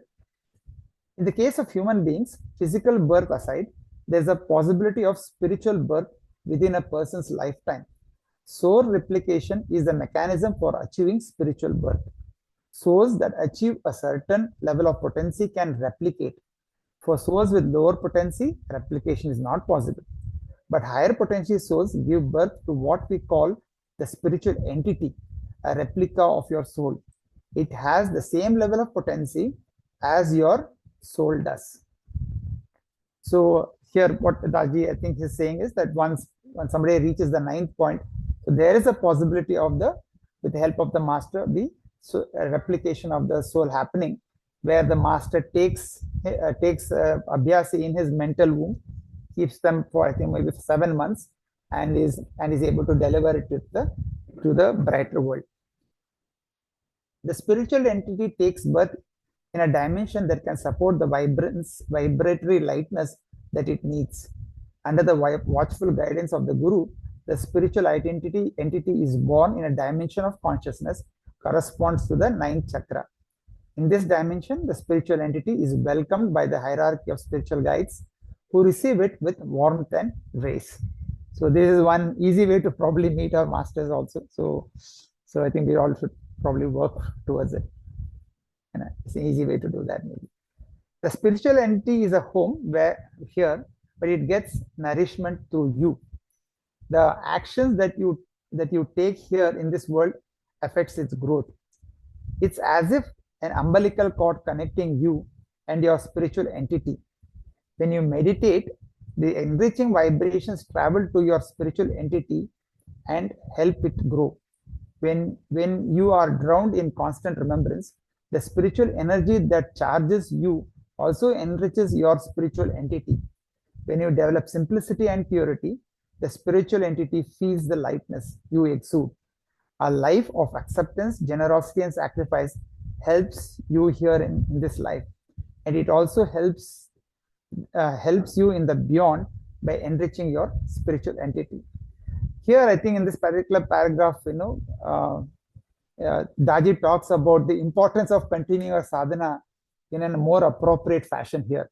I think our responsibility for sadhana and keeping our condition and our, in terms of purity and our responses through our skills and developed in simplicity is very important over here, where he says, that whatever things that we do here, though we may have put in a lot of effort to come up to the 9th chakra, maybe, if even beyond, if we don't really sort of progress or keep our conditions clean here, right, can be sometimes, detrimental maybe. So we'll talk about that in the next slide maybe here. While nurturing is possible, so is neglect. If one ends up falling victim to prejudice, hatred, and other negative traits while being stationed at the ninth chakra or the higher chakras, then the spiritual entity also suffers. What height one falls from decides how much it hurts. If we slip while we are walking on the road, we might get away with a bruise or a sprain, but the consequences can be catastrophic if one falls from a greater height. So here, I think, as we sort of discussed in the previous slide, right, that whatever actions that we do in this, that an Abhyasi does, who's at the ninth chakra, does in his world also affects the spiritual entity. Here, and the need for sort of keeping our conditions, rather purity in our heart, and simplicity also in the right frame, so that we sort of grow. Else, as Babuji says in the next paragraph, it could be sort of extremely detrimental. Similarly, if the inner compass gets misdirected while you are in the higher regions, the spiritual entity shrivels. It quivers with pain inflicted by heavier vibrations and is tormented in the other dimensions. In some extreme cases, the spiritual entity can even wither away. This is spiritual tragedy. I think this is what we have been sort of discussing, where where there are still some samskaras at this stage, still some challenges that are stage as we live in this particular world, because in Sahaj Marg we are sort of masters talk about what we call as Sadeha Mukti. Rather, we get liberation in the body, not after death. So the pulls and or rather the temptations of the world are still there, which we have certainly gained control or learned to manage. But but there could be slight chances of of falling. If we take the mind off our focus focus off the final destination, rather than enjoying even in a small way on the sort of siddhis that have been sort of developed within us. Does this mean we keep worrying about mistakes we make, living in fear or making mistakes that might cause downfall? Is not a positive way to approach the goal. Also, if we keep worrying about mistakes, we will make one sooner or later. We should remind ourselves of what brought us here. In our devotion to the goal, made our ascent possible. We take refuge in devotion and allow the force to continue propelling our progress. I think here again, Babuji Daji sort of talks about the importance of being focused on the goal, rather than being so that we may make a mistake, but even if we make a mistake, and since we know that we are capable of quickly, as we sort of discussed in the previous slide, right, we have the capability of quickly turning it back, or rather than turning back, I would mean as that we recognize that there's some mistake has been done and we can correct them immediately, so that we don't sort of form samskaras or stuff like that. Okay, I think we must be mindful of the banks that allow the rivers of devotion to flow serenely. Those banks are humility and purity. The famous line of Clint Eastwood, character Dirty Harry, speaks in the movie Magnum Force. A man got to know his limitations, rings true. Humility and purity creates awareness of limits. The heart is sensitized, and any slight of indication of older conditioning kicking in triggers warning signs in your heart. Thoughts like this, is this the right way to think? How should I amend my actions? Am I conducting myself with the right softness of the heart? And how my family or my guru feels about such actions help us course correct. Yeah, I think this again, Babuji is talking about how we can protect ourselves from, the things, the challenges that we see in the ninth chakra. Is basically, one is humility, which sort of helps us, in being simple in our response, and in the corresponding purity, because there are not many samskaras that are sort of that are created, and and again, and I think also Daji, in his own way, sort of refers to Clint Eastwood, one of the famous American actors, in the 1970s and 80s, where he sort of says, all of us need to know our limitations, and that's a very important thing, Okay. Going back to some on a later note, something like taking to cricketing terms, we may have you can't have a Rahul Dravid playing a game of a Sachin Tendulkar or Virendra Sehwag, right? So, or so each one have their own strengths, and we know their own limitations, and we play the game with our own those limitations, right? It will be much. We can sort of optimize, be our best, as Master says, as Master says that we always need spirituality helps us to being our very best. The spiritual entity primary's role is to enhance the potency of your soul. Instead of one working alone, you now have a force multiplier. These there are two of you working in tandem and grow faster. It's almost like a double engine sarkar, right? In political terms, as we keep talking, right? So once we start making use both of them, I think our progress would be much faster. One more thing to remember, even if it is billions of years away at the time of the final dissolution of the universe, when everything is creation, emerge back to the center, the evolved soul, the soul spiritual entities will affect the level of consciousness of the next generation. So here I think what Babuji is telling is one of the what I call skills that you develop. By the way, you could sort of help in like experts in the engineering field, right? In whichever field that you are in, they become sort of set standards for the industry, right? So similarly, maybe these souls who have come up to the level through their experiences, they maybe can set standards for the next creation, is what I would say.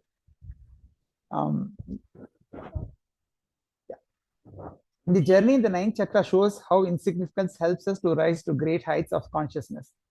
It shows the beauty of nature's design.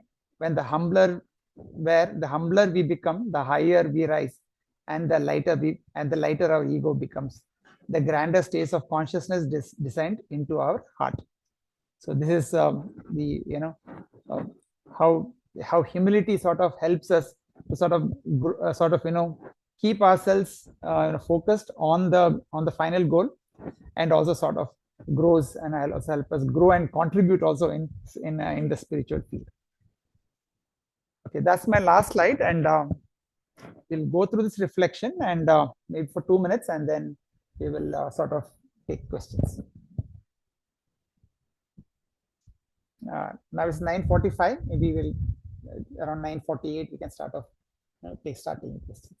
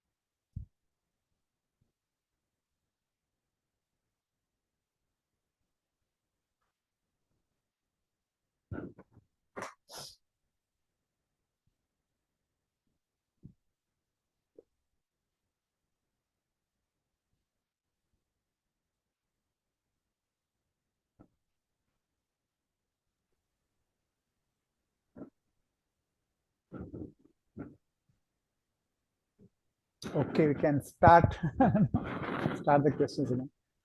I just changed my background. You guys want to change your back? Maybe that- Looks really nice, brother. Your background is really nice. this is my personal computer basically. So uh, if it's possible, right, for your meetings, with some other, if it's possible, and wherever possible where you have meetings, you can use this background and people could know about it in some way.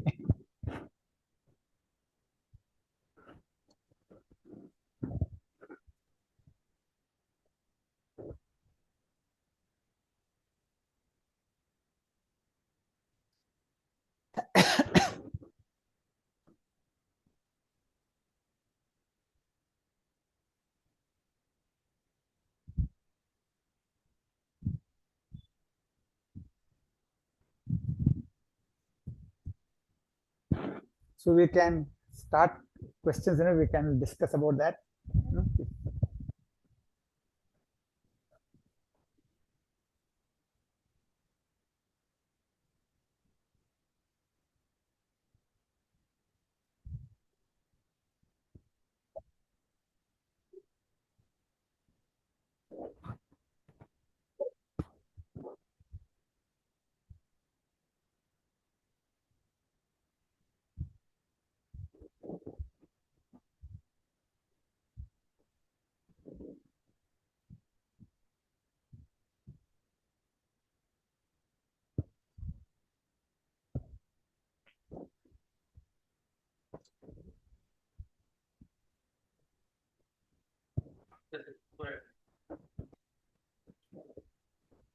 Namaste, brother.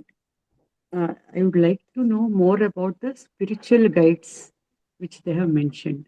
Like the main thing is each one of us have spiritual guides to look after our spiritual progress. Can you please elaborate on that, brother, please?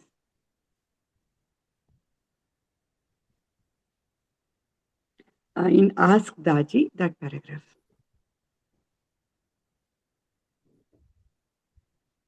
ಏನಾಯ್ತ್ರಿ white board ಯಾರು on ಮಾಡಿದ್ರು? I don't know, sir. I don't know. I think it's gone, brother.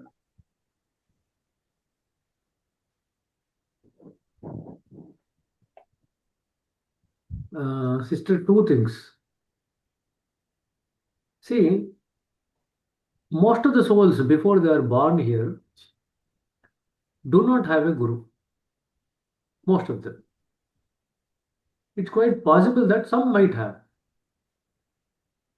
Once a connection with the guru is established, it is the responsibility of the guru to make sure that the soul gets liberated.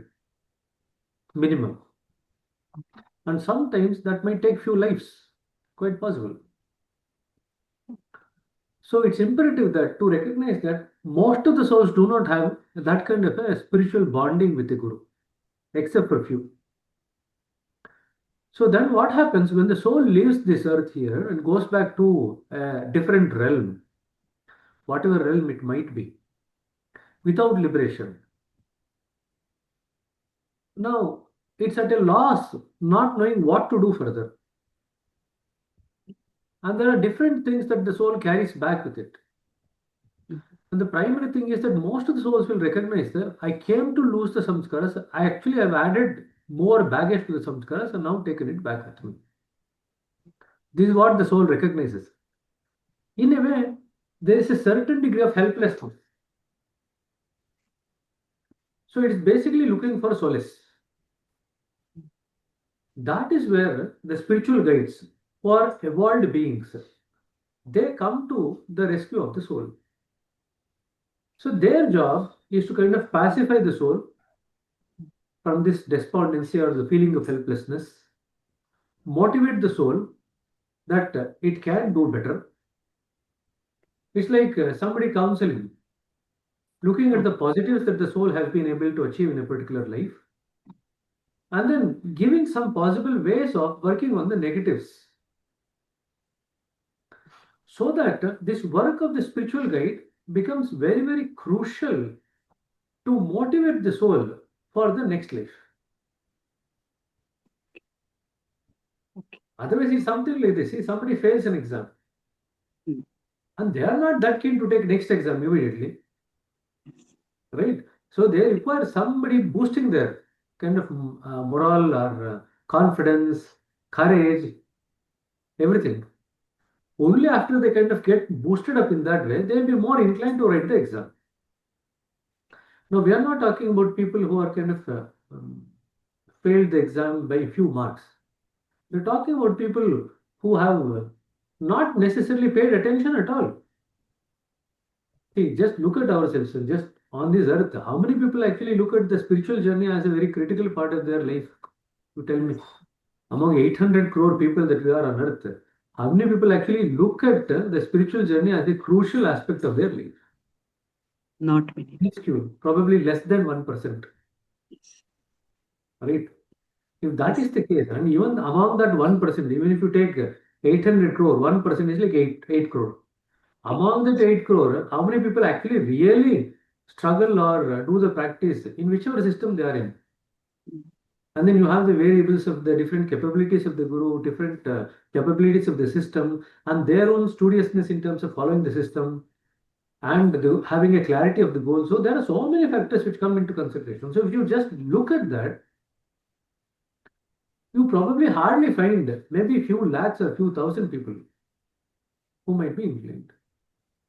So this is a mechanism set up by nature. Of course, nature has an inherent bias in it also, because it has to keep the cycle going. No, if all the souls go back to some other abode and refuse to come back, what is going to happen to the nature cycle?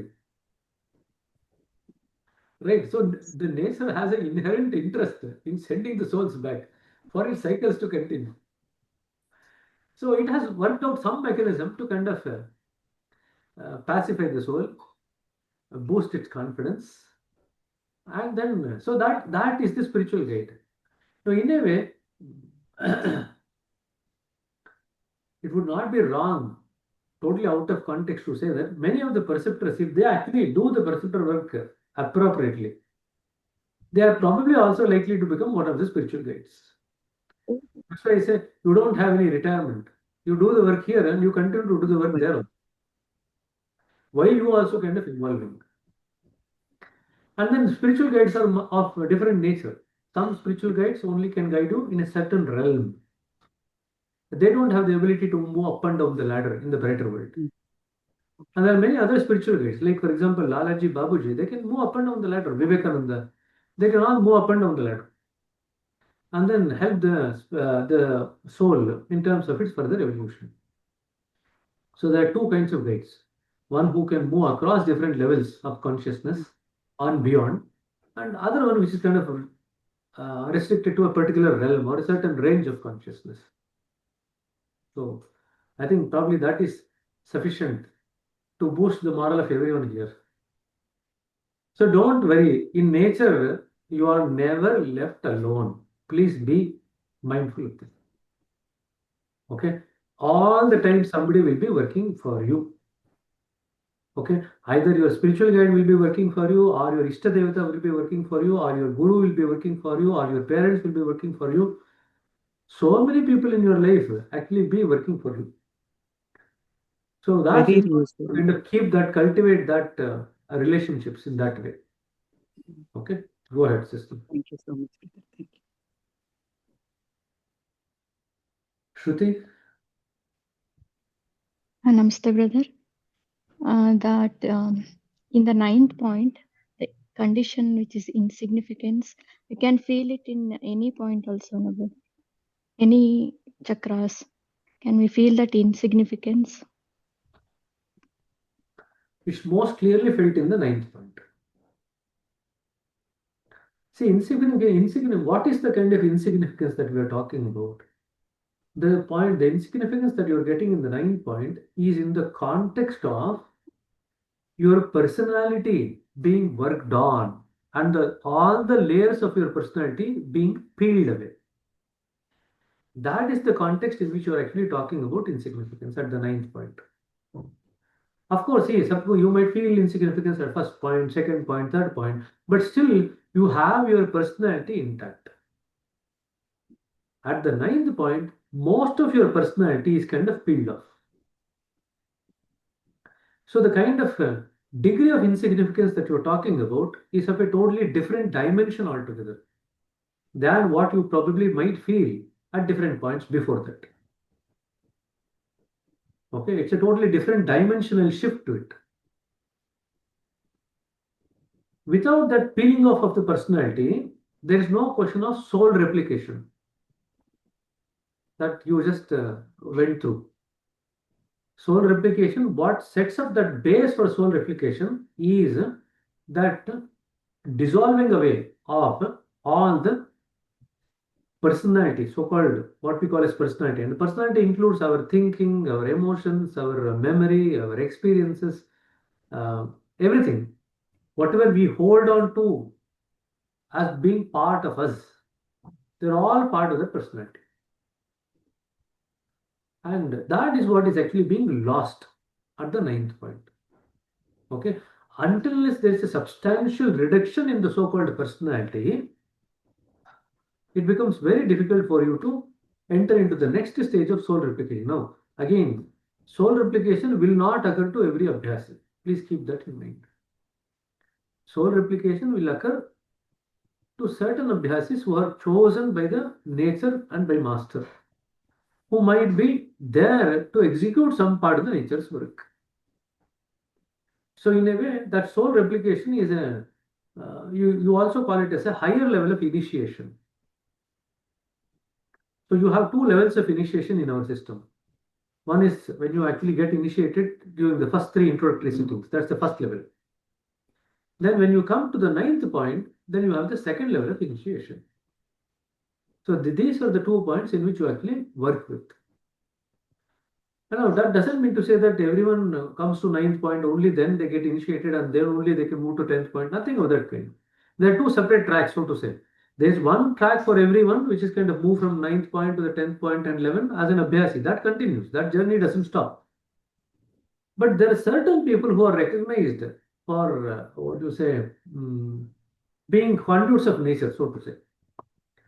And their master's work actually in terms of soul replication comes in. Thank you, brother. Interestingly, although it is not mentioned in the book explicitly in any book, if you look at the points and look at the context in which we are talking about today at the ninth point, the soul replication, you might wonder, where is this soul? And when Lalaji says causal body is the soul, right? You always wonder, you have the physical body and you know that Pinda Pradesh is 1 to 5. There's no doubt about it. So if you cross the Pinda Pradesh, you are now liberated. So all that is kind of got rid of as identification is only the physical body identification. And then you are liberated. Now you still have the subtle body, you still have the causal body. And now we are talking about the soul replication, means in the context of what Lalaji said, soul replication is nothing but causal body replication. Right? Lalaji says the soul is nothing but the causal body. If you look at it from this perspective, the soul replication is nothing but causal body replication. Now it gives a clue as far as where does the individual subtle body and individual causal body exist. So the clue is that the sixth and the seventh point is the realm of the individual subtle body. And the eighth and the ninth is the realm of the individual causal body. And at the ninth point, the individual causal body loses all the baggage of all the samskaras. When the baggage of all the samskaras are lost, it becomes more amenable for the soul replication to occur. Now you might wonder, does the soul replication occur with the baggage intact or without the baggage? And what would be the logical answer? The logical answer is that the baggage will be removed when the soul replication occurs. That is what happens. So one prerequisite for the soul replication is that the baggage should be removed, emptied, so to say. Then that sets the stage for soul replication. Now, as I said, it is not explicitly written, But obviously, if you just look at Pinda Pradesh as physical body, individual physical body, and the ninth point as the individual causal body, because that is where the replication is occurring, then the subtle body should be somewhere in between. That's a very, very logical, what do you say, deduction. Okay. Now you might argue with me saying that the mind region continues. You might talk about the subtle body in the sixth and seventh point, but the mind region as such continues. Now the mind region continuing is in the realm of the Brahman's journey, nothing to do with the individual. Of course, there's an individual aspect to it, but what is journeying now is in the Brahman's level. So you have the Brahman's physical body, Brahman's subtle body. They both together, put together, becomes the mind region that we talk about. So in some ways, you can say there is a bit of an overlap between the individual subtle body, causal body, and the Brahman's physical body. So there is a kind of overlap between the 6 to 9 points. Okay, so this is for some other day, but just keep this in mind. This is how you can deduce. This is probably what is happening.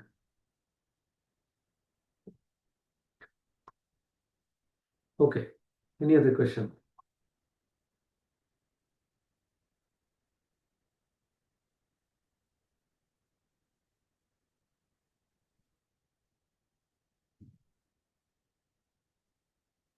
One or two announcements that I need to make. There are no questions. I will just make the announcement. Maybe after that, other people can continue. One announcement is that I just had an occasion where an Abhyasi has recorded the conversation with their CT without the CT knowing and sent it to me separately. And I think that's a big breach of trust and privacy and space. So I would request everyone not to do that kind of a thing. See, everyone, we need to keep the space in which we interact with others sacrosanct. If you are going to have this kind of a suspicious attitude towards the person that who is going to work with you, I think in that way, you probably will be negated in terms of how you are actually dealing with it. And that's not the right way of doing things. There are different ways of doing things. And if you enter into this kind of a, what do you say, mode, it just shows the wrong state of mind that you are in while you are training. So it's unfortunate that this has happened. I thought I'll just give the message to everyone. I think please do not indulge in all this nonsense. Okay. Anyway, that is one negative thing I had to share so that other people don't do the same mistake. Remember one thing, we will have difficulties in working with the city sometimes. And that you should take it as an opportunity to, as a way of evolving. So not to take it as a way of blocking it. It's like something like an opportunity has come for you to work with them. Try your best for a few weeks. What are you going to lose? It is definitely going to put you out of your comfort zone. It's going to put you, test your resilience, all these things, flexibility. So if we do all these kinds of things, that's a very, very wrong way of approaching things. Okay. Many things in, do you think that the higher initiation occurs in broad daylight? No, this is all done in privacy. Nobody is going to talk about it. So please be very, very careful about these kinds of things. Okay. Second announcement, which is a bit more positive, is that there is a team of Brother Venkatadri and Brother Vijay Narayan going around to different parts of Karnataka. Almost they travel every other weekend. And they have been working over many years in terms of trying to develop abhyasis and preceptors in places where there are no abhyasis or preceptors, and establish a center in that particular place. You have a wide range of mix of possibilities in Karnataka. I think it's the same with every other state. So there are many places where there are abhyasis, no preceptors. Where there are many places where there are no abhyasis. Where there are many places where there are no centers.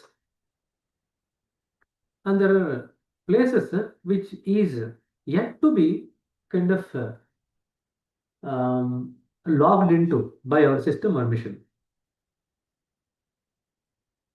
And last weekend, Brother Venkatadri, for some reason, he could not join Vijayanand in travel. So I went with Vijayanand, brother. I'm just kind of sharing my experience, just for our learning.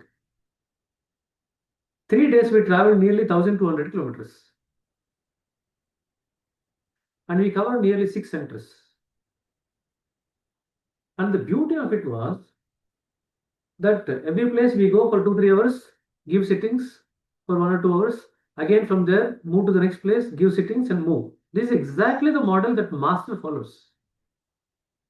Master follows this model. Whenever he goes on a trip, on a tour, what he does, he goes to a place, he gives sitting, goes to the next place, gives sitting, and then move on. That's how he kind of completes the circuit.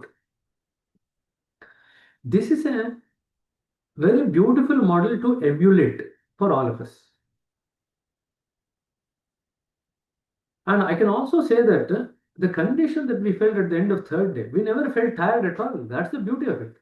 Just imagine if you just go on a trip for 1,200 kilometers for 3 days, don't you think you'll feel tired? In fact, by the time I came back on Sunday evening, I was more fresh than what I was on Friday morning. And the experience itself will show you that.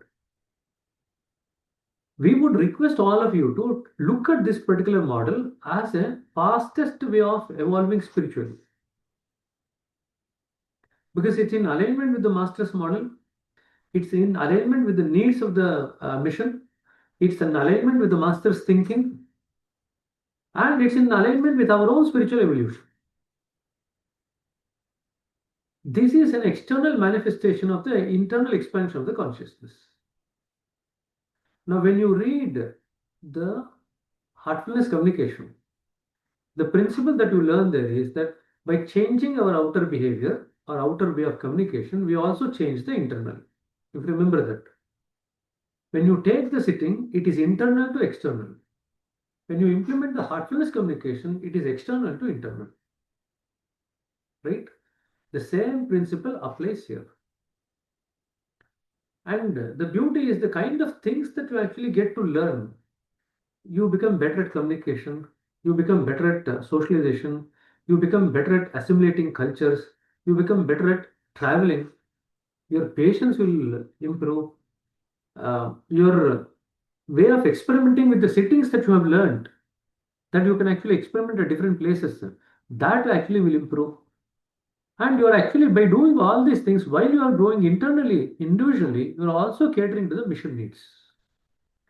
If at all, if somebody were to ask you what is the best way of growing spiritually in the fastest way, I would say that go out of your center to some part of the state, a district or a taluk, which does not have an abhyasi or a preceptor, and develop a center there in 2 years. That's the best way of actually developing yourself as a preceptor and also as a abhyasi to become closer to the master.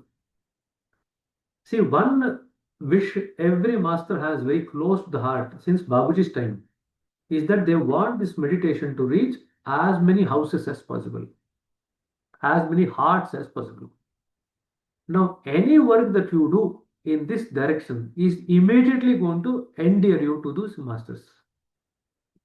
Have no doubt about it. I'm pretty much sure that if you were to have spent 3 days in Kanha also, you probably would not have got the same conditions that you got. So there are many people who would like to go and stay in Kanha for many days. That's not going to evolve, make you evolve. It might cater to the individual needs. Dharma is aligning the individual needs with the needs of the society and nature. That is Dharma. Dharma is not only catering to your individual needs. Of course, you have a right to cater to your individual needs. But when the right to cater to the individual needs is amalgamated within the right to actually cater to the needs of the society and nature, then that kind of a wonderful combination, even gods cannot resist. So please keep this in mind. So we discussed about it in the SNP 2 batch also. We are now discussing about it in the SNP 3 batch. See, I used to go out to many different centers to give talks on many different topics. That is a different kind of an experience altogether. This model of going out and actually working on different centers and developing centers, that's a totally different kind of satisfaction that you get when you do this work. And the kind of love that you can get from Abhyasis. See, remember, you go to an unknown place and there you have to interact with them as though they are known to you in a close way. Don't you think that's a challenge in the way that you have to express yourself in that way? Right? And then you have to work with them and then motivate them to actually apply for the next SNP program and then get one preceptor there. Lalaji writes so in 1944 Whispers, how do you give back the Guru Dakshina? Okay. One sentence he writes, how to give back the Guru Dakshina? Like the Guru has prepared you, if you can prepare one other soul like that, you have repaid the Guru's Dakshina. Very simple. Then he says, if you can prepare many more people, then not only you have actually paid the Guru Dakshina, you have actually paid the Dakshina of all the sages before, the Guru Parampara. So just keep this in mind. So I thought I'll just share this because it was a very sublime and beautiful example. So I think many of you don't know Venkatadri Brother much. He's been traveling around Karnataka for many years. And for the SNP 3 candidates, he might be new, but not new for many people in other parts of the state who have been in the system for many years because they have been traveling. So I would also request Venkatadri Brother to kind of share his experience of traveling around, working for the mission and master. That's the best way that we can actually express ourselves. Okay. So it's not a question of praising or anything like that. I'm just giving you a fact for you people to kind of ponder over and see whether you can actually develop that kind of a model for your own evolution. Okay. No problem. Venkatadri Brother, you can please share your experience also. You are muted.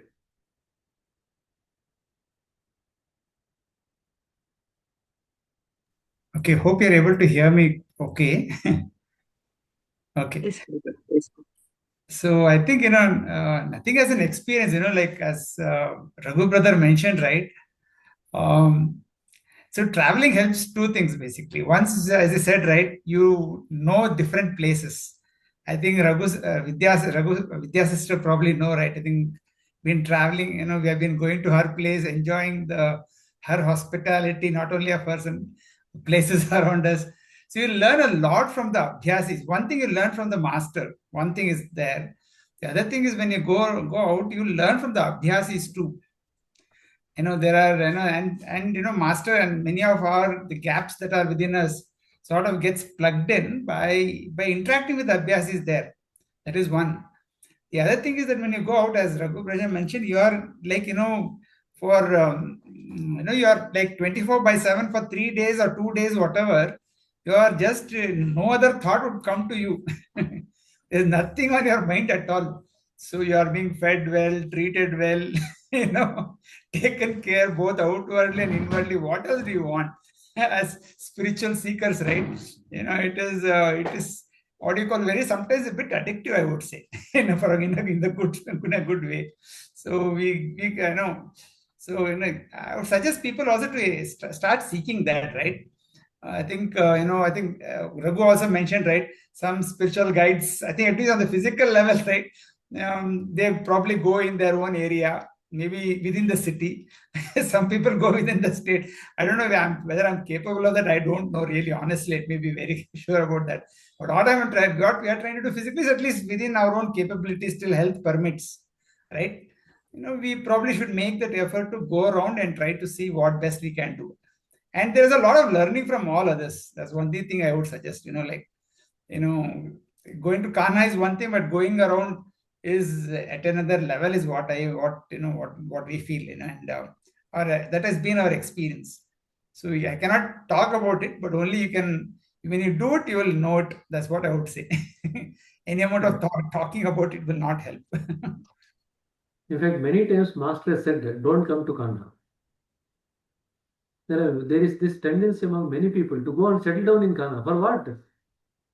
A master would be more happy if you are in your place and doing the work that is necessary rather than going and settling down in Kanha. Because it's not going to benefit the mission in any way if you just go and settle in Kanha.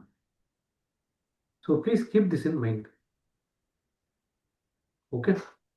Okay. So that's one other experience we wanted to share. And obviously, if some people are interested, and this is the best model. If you want to have the fastest way of growing spiritually as a preceptor, this is the best model to follow. That I can say without any qualms. And I can explain to you in multiple ways why I say this is the best model. Whether people actually latch onto it and then utilize it for their journey, that's left to an individual choice. But generally, most of these things are done over the weekend. And there are many people in IT in Bangalore who are actually free over the weekend. I think they can utilize it the best time over the weekend. And see, I'll tell you, between 55 to 70 or 75, that is the time when you are in reasonably good health, out of your family responsibilities, you would have become a preceptor. And then, if you can give that 10 or 15-year period for the mission, that would be the most wonderful thing that you can do for your own evolution also, for the evolution of the mission also. So, okay.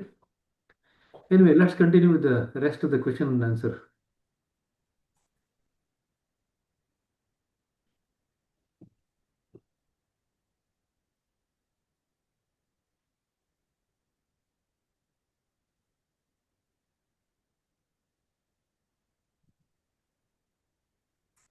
Unusually, everyone has become quiet because Venkatadri brother has talked about insignificance. So people are thinking that by being quiet will be insignificant.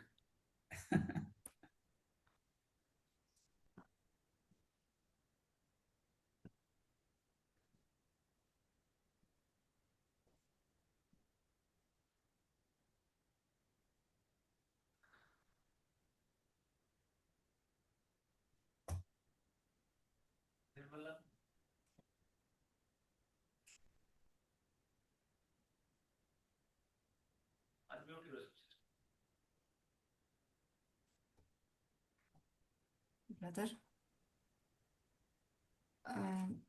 you mapped the causal body, the subtle body, and the physical body to the various chakras. Similarly, the koshas, like for instance, we know, that koshas are also partly in the physical body, partly in the subtle body, I think. Is that right? Where is the bliss body, for instance? As far as emotion is concerned, 5 koshas are there. You can relate that to the 3 bodies, and then you will probably find it easy to relate to the points. This is something that question was asked to Babuji many times from many different preceptors, but he never actually answered it directly. Okay, so the 5 koshas are, the gross body is the Annamaya kosha.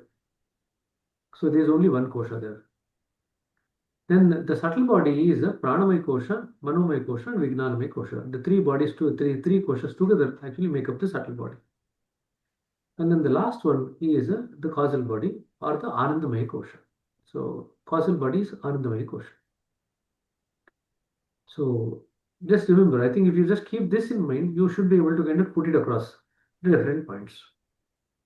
Then also look at it in the terms of the energy and other things that you speak about. 6th and the 7th point, it's more about energy. You remember that? So the 6th point, and then you have the thinking there. So the mind is also there only. 6th and 7th point, and then you have the intellect also, the knowledge point. You remember knowledge, the Saraswati point also. So there it's around that realm between 6th and 7th, and partly behind that 6th and 7th. That's where the other three koshas come in now. Then the causal body is the Anandamaya kosha, which is what it gets replicated at the 9th point. Okay. So if you keep that in perspective in mind, the bodies versus the koshas, then roughly you can get an idea regarding where these koshas also kind of exist in terms of the points.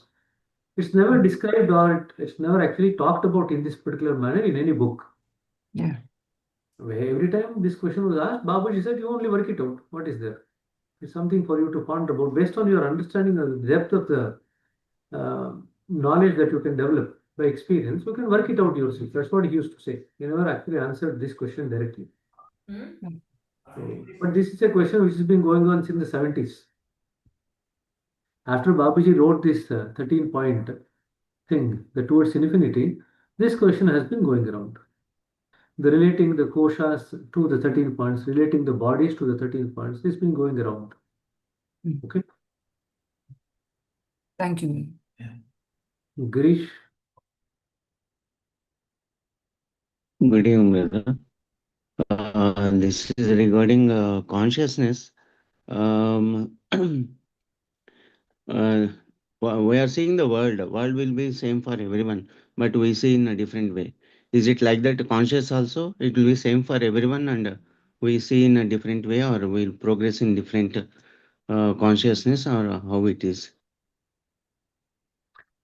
The way that we look at life, the way that we look at God, our body, our mind, the soul, nature, Guru, all of these things changes as our level of consciousness change. At every step from when you move from one point to the next point, the view of these things change. Then subsequently into the next moment, to the next point, again the view changes. Until unless you work out the final answer to each of these questions. No, very simple. To just take one simple point. Why does the body exist at all? What is the need for me to have a body? And how should I relate to my body? This is a question that every one of us have to ask and answer. Now, how we look at this body gradually becomes evolves till you work out one final day, one final answer beyond which you cannot go.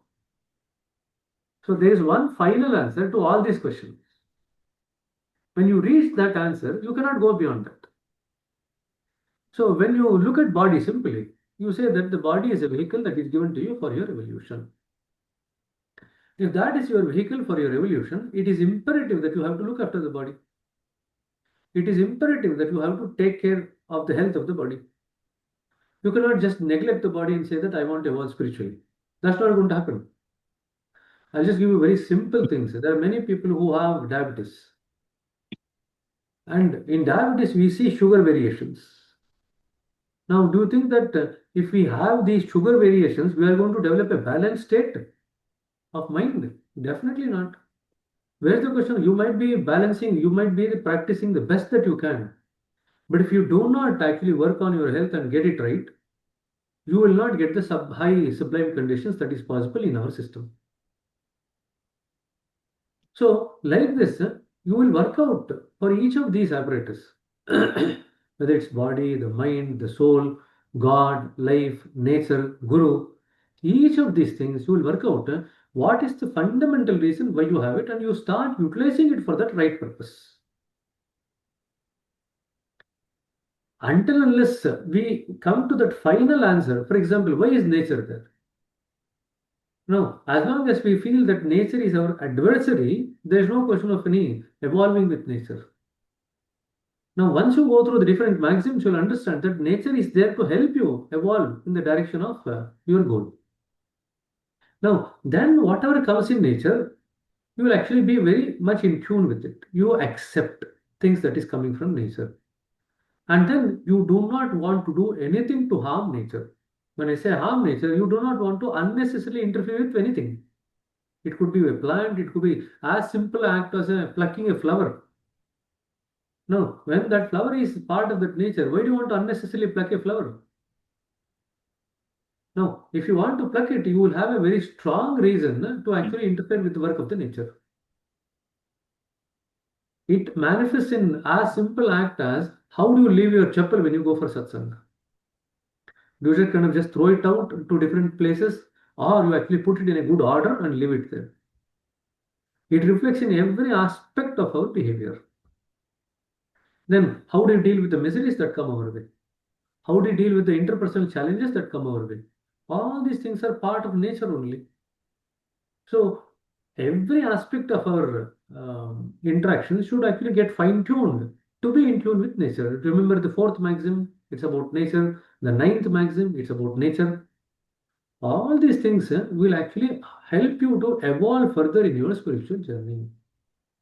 So the answer to your question is that from when you move from one point to another point, your view of all these seven things change. And the last thing is you can also add the interpersonal interactions. That is where you see the changes the most. How do you interact with other people? And I just complimented. We traveled around 1,200 kilometers. No, I did not even once see Vijay brother losing patience while we were driving around in different parts. And that was actually amazing to see. And he was driving all the way through. Not even once he lost patience. And that was very sublime actually to see. Otherwise, we get frustrated even going for 4 kilometers within the city. We get so frustrated, right? With so much of traffic. So, Brother, sorry to disturb you. go ahead. Brother, I have put I don't know whether I have put my question properly. Thing I am asking is, the world is there. I am seeing in a different way. Some other people, we see in a different way. But world is same. Like that, is conscious also will be there. Like that, conscious is only one is there, and we all see we progress in different directions or consciousness in the progress in that. Consciousness is one. You got it, brother? I don't know whether I have properly put it or not. Consciousness is one, but it has different levels of subtlety. So, in answer to your question, consciousness is one, it has different levels of subtlety. So, when you look at the same thing, for example, Consciousness. No, other people also will be seeing same consciousness, or my consciousness is different, and other people consciousness will be seeing different.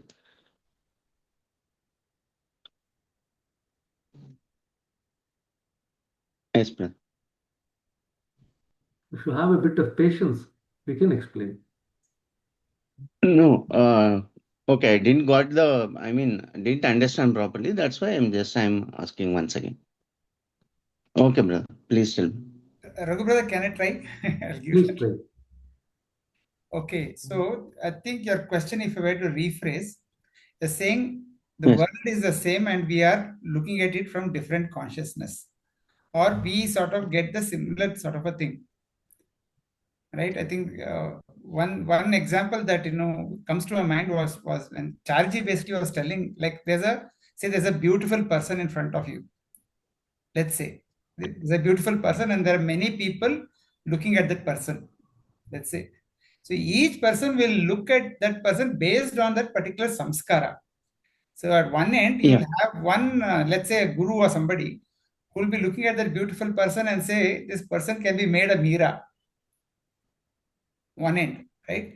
So it all depends on our consciousness, what purity that we have and how we respond is in the simplicity that we have developed within us to look at that particular or that person or anything or that object or anything that we see.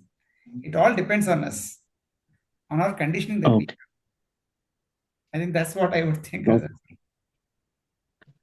See, you are looking at some. I'll just give you a very simple physical example. Yeah. You are on the ground floor. You are looking at the world outside. You will have one experience. Now you take the lift, go to the first floor. Look at the same thing that you saw earlier on. In some ways, it will be the same. In some ways, it will be different. Right? It cannot be exactly the same as what you saw from the ground floor. The experience will be different. Sure. Right? So as we move from one point to another point, it is like moving in a lift from one floor to another floor. Now, even if you look at the same thing from different floors, you experience differently.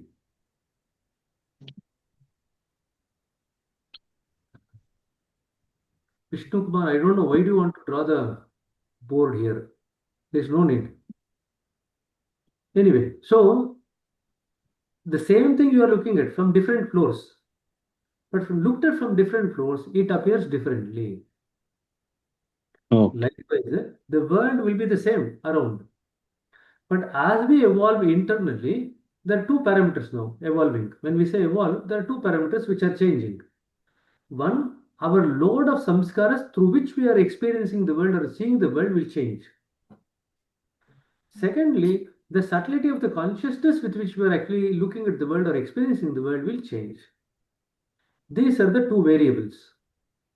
So as we move from one chakra to another chakra, we look at the same world again. So that's why one of the things that he said is, it is not that the world is going to change, world will be like it is. It is we who have to change, not the world. Generally, what we do when we come into meditation, we would want everybody else in this world to change, and we would want to remain as we are. That is a materialistic approach. A spiritual approach is accept the world as it is. Don't grip about it. Look at what are better ways in which we can actually interact with the world. Now, when we say darshana, many people go to temples for darshana, right? What is the darshana that we are talking about? When we can experience a certain thing in this world at the subtlest level of consciousness without any samskaras. In other words, this is called as pure witnessing. When we go to that state, what is pure witnessing? Pure witnessing is there are no samskaras which are intervening. Whatever you see, it is as it is. As is by nature. Nature has created that. It is as it is. There is nothing intervening for you to look at that. Secondly, you are also beyond the realm of your own consciousness. You are looking at it from the level of awareness. When you establish yourself in the realm of awareness without any samskaras, that is what is called as pure witnessing or pure seeing. That will only occur when we progress towards different stages of consciousness while losing the samskaras. So, consciousness, for example, say A person's consciousness at first point and B person's consciousness at the first point are one and the same. They are of the same density, no change. Okay. Okay, but the consciousness at the first point in A and consciousness of the second point in A will be different in subtlety. But so that's the reason, irrespective of who dies in which part of the world, they go to that level of consciousness to which their soul has actually progressed to. So somebody might say, die in the US, somebody might die in India, somebody might die in Thailand. But if all these three people's evolution of consciousness has occurred to a certain level, certain degree, they will go to that world where these consciousness are actually matching in vibration. Okay, because the consciousness will be the same at different points for each one of us, but it will be different at different points for each one of us. Got it. Yeah. Thank you.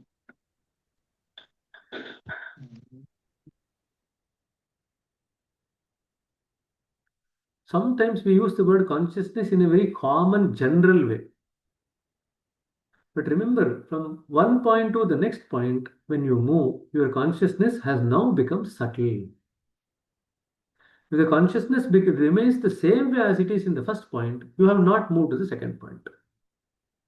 And even if you move to the second point by master's force or power, you cannot sustain yourself at the second point. You will come back to first point because that is your realm of consciousness.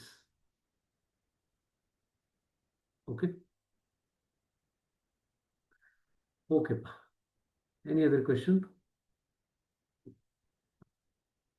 But the entire journey, you remember these three things. We have the center.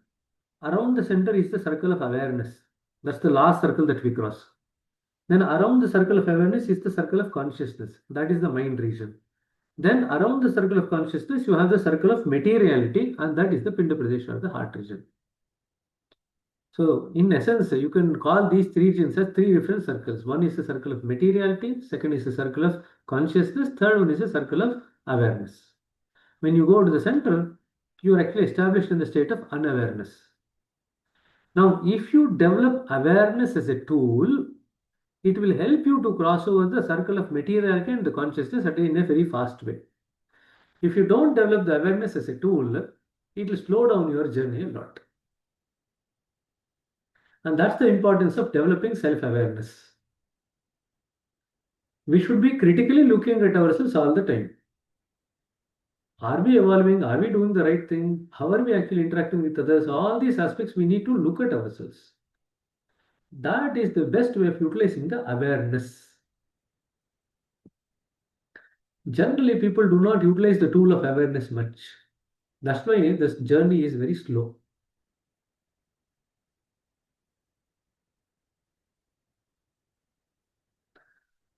Okay, brother. Normally, the people who speak are very quiet today. I think you had I don't know what has happened to them. You have made a Modi on them or Modi on them. I don't know. In Kannada, it is Modi. In English, it is Modi. The impact. So,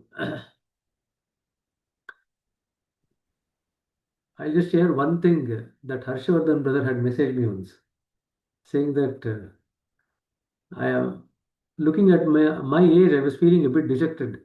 I'm getting into this so late. And then realizing that we can also be spiritual guides in the next world actually made me more enthusiastic. I think that's a very interesting way of putting it across. That if you evolve to a certain level, you carry that evolution with you. You don't lose it. That's the important thing. It's a permanent evolution, not a temporary evolution. The best thing in spirituality is that it's a permanent evolution. Of course, you can come down also, quite possible. But once you have actually tasted the higher realm, even if you come down few notches, you always will find your way back very easily. You don't need to worry about falls and all because you will find your way back. It's very easy because you have traversed it now. So you remember the path. So the evolution in spirituality is permanent, unlike other fields. Okay. Vidya sister. Brother, now you told that we have to be aware or increase our awareness. And we have to look at ourselves and try to correct. What are the questions we have to put ourselves or that like self-reflection so that we are very clear about our progress or something like that. Awareness to increase awareness for that. They give you one simple clue in heartfulness communication. When you interact with anybody with any aspect of emotions, say that you are just looking at it as a mirror. Will the mirror react in the same way like you are reacting? That's a very impartial way of looking at ourselves. The mirror just reflects. It doesn't do anything. It just reflects. If we can learn to utilize our consciousness just like a mirror in an impartial way, whatever it is, the mirror shows. That's all it is. The mirror cannot hide anything, cannot lie. What is, it shows. So when we develop awareness to utilize our consciousness as our mirror, so when we say self-reflection, we are actually looking at the self in the reflection of the consciousness. The self, which is our personality, gets reflected in the consciousness mirror. We, as an entity, original entity or original identity, look at this. So we look at ourselves in an impartial way in the mirror of our own consciousness. That is awareness. And that is where the self-reflection comes in. When you say self-reflection, you need to worry about where is the self-reflection happening. Self-reflection. What is the self? What is the reflection? And where is the reflecting surface? The self is our personality. Okay. Okay. It gets reflected in the mirror of consciousness. Who is the one who is looking at it? The original identity. That is what is looking at it from these two. Original identity already has awareness. You don't need to develop awareness for it. It already has that. You just need to develop this perspective. That's all it is. Then automatically things start falling into place. Is it like what you mentioned about pure seeing, brother? Is it Exactly. similar to? But then obviously, as long as the self is there, as long as the reflecting mirror is there, you are seeing through that. Both are there, no? Ah, You remove both of them. Then the pure seeing happens. That is what is called as darshana. As long both are there, the self is there and the reflection is there, or the reflecting surface is there, which is the consciousness, consciousness. you cannot Yes. do pure seeing. It's not possible. Okay.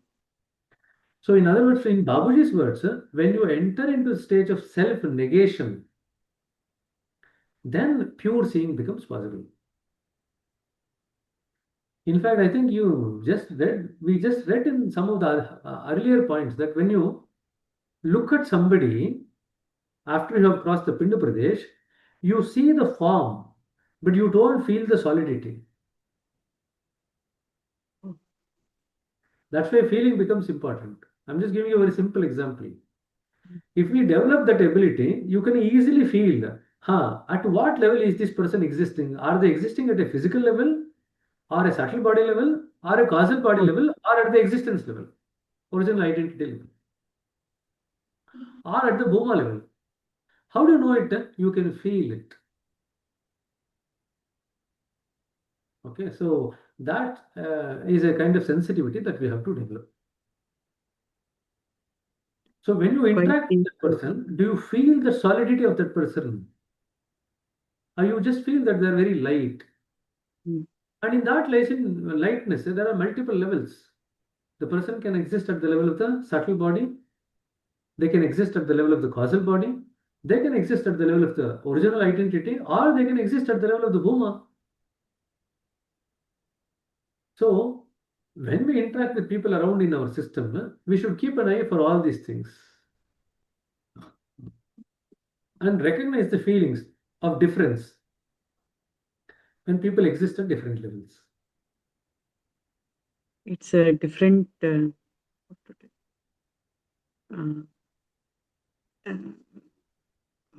dimension which I had never thought, brother. It is easily palpable. It is easily palpable. That's why many of the scripture says only a gnani, true gnani, will be known by another true gnani. Nobody else can actually know them. Likewise, if you have the eyes for liberation, you can feel it. If you have the eyes for self-realization, you can feel it. If you have the eyes for central region, you can feel it.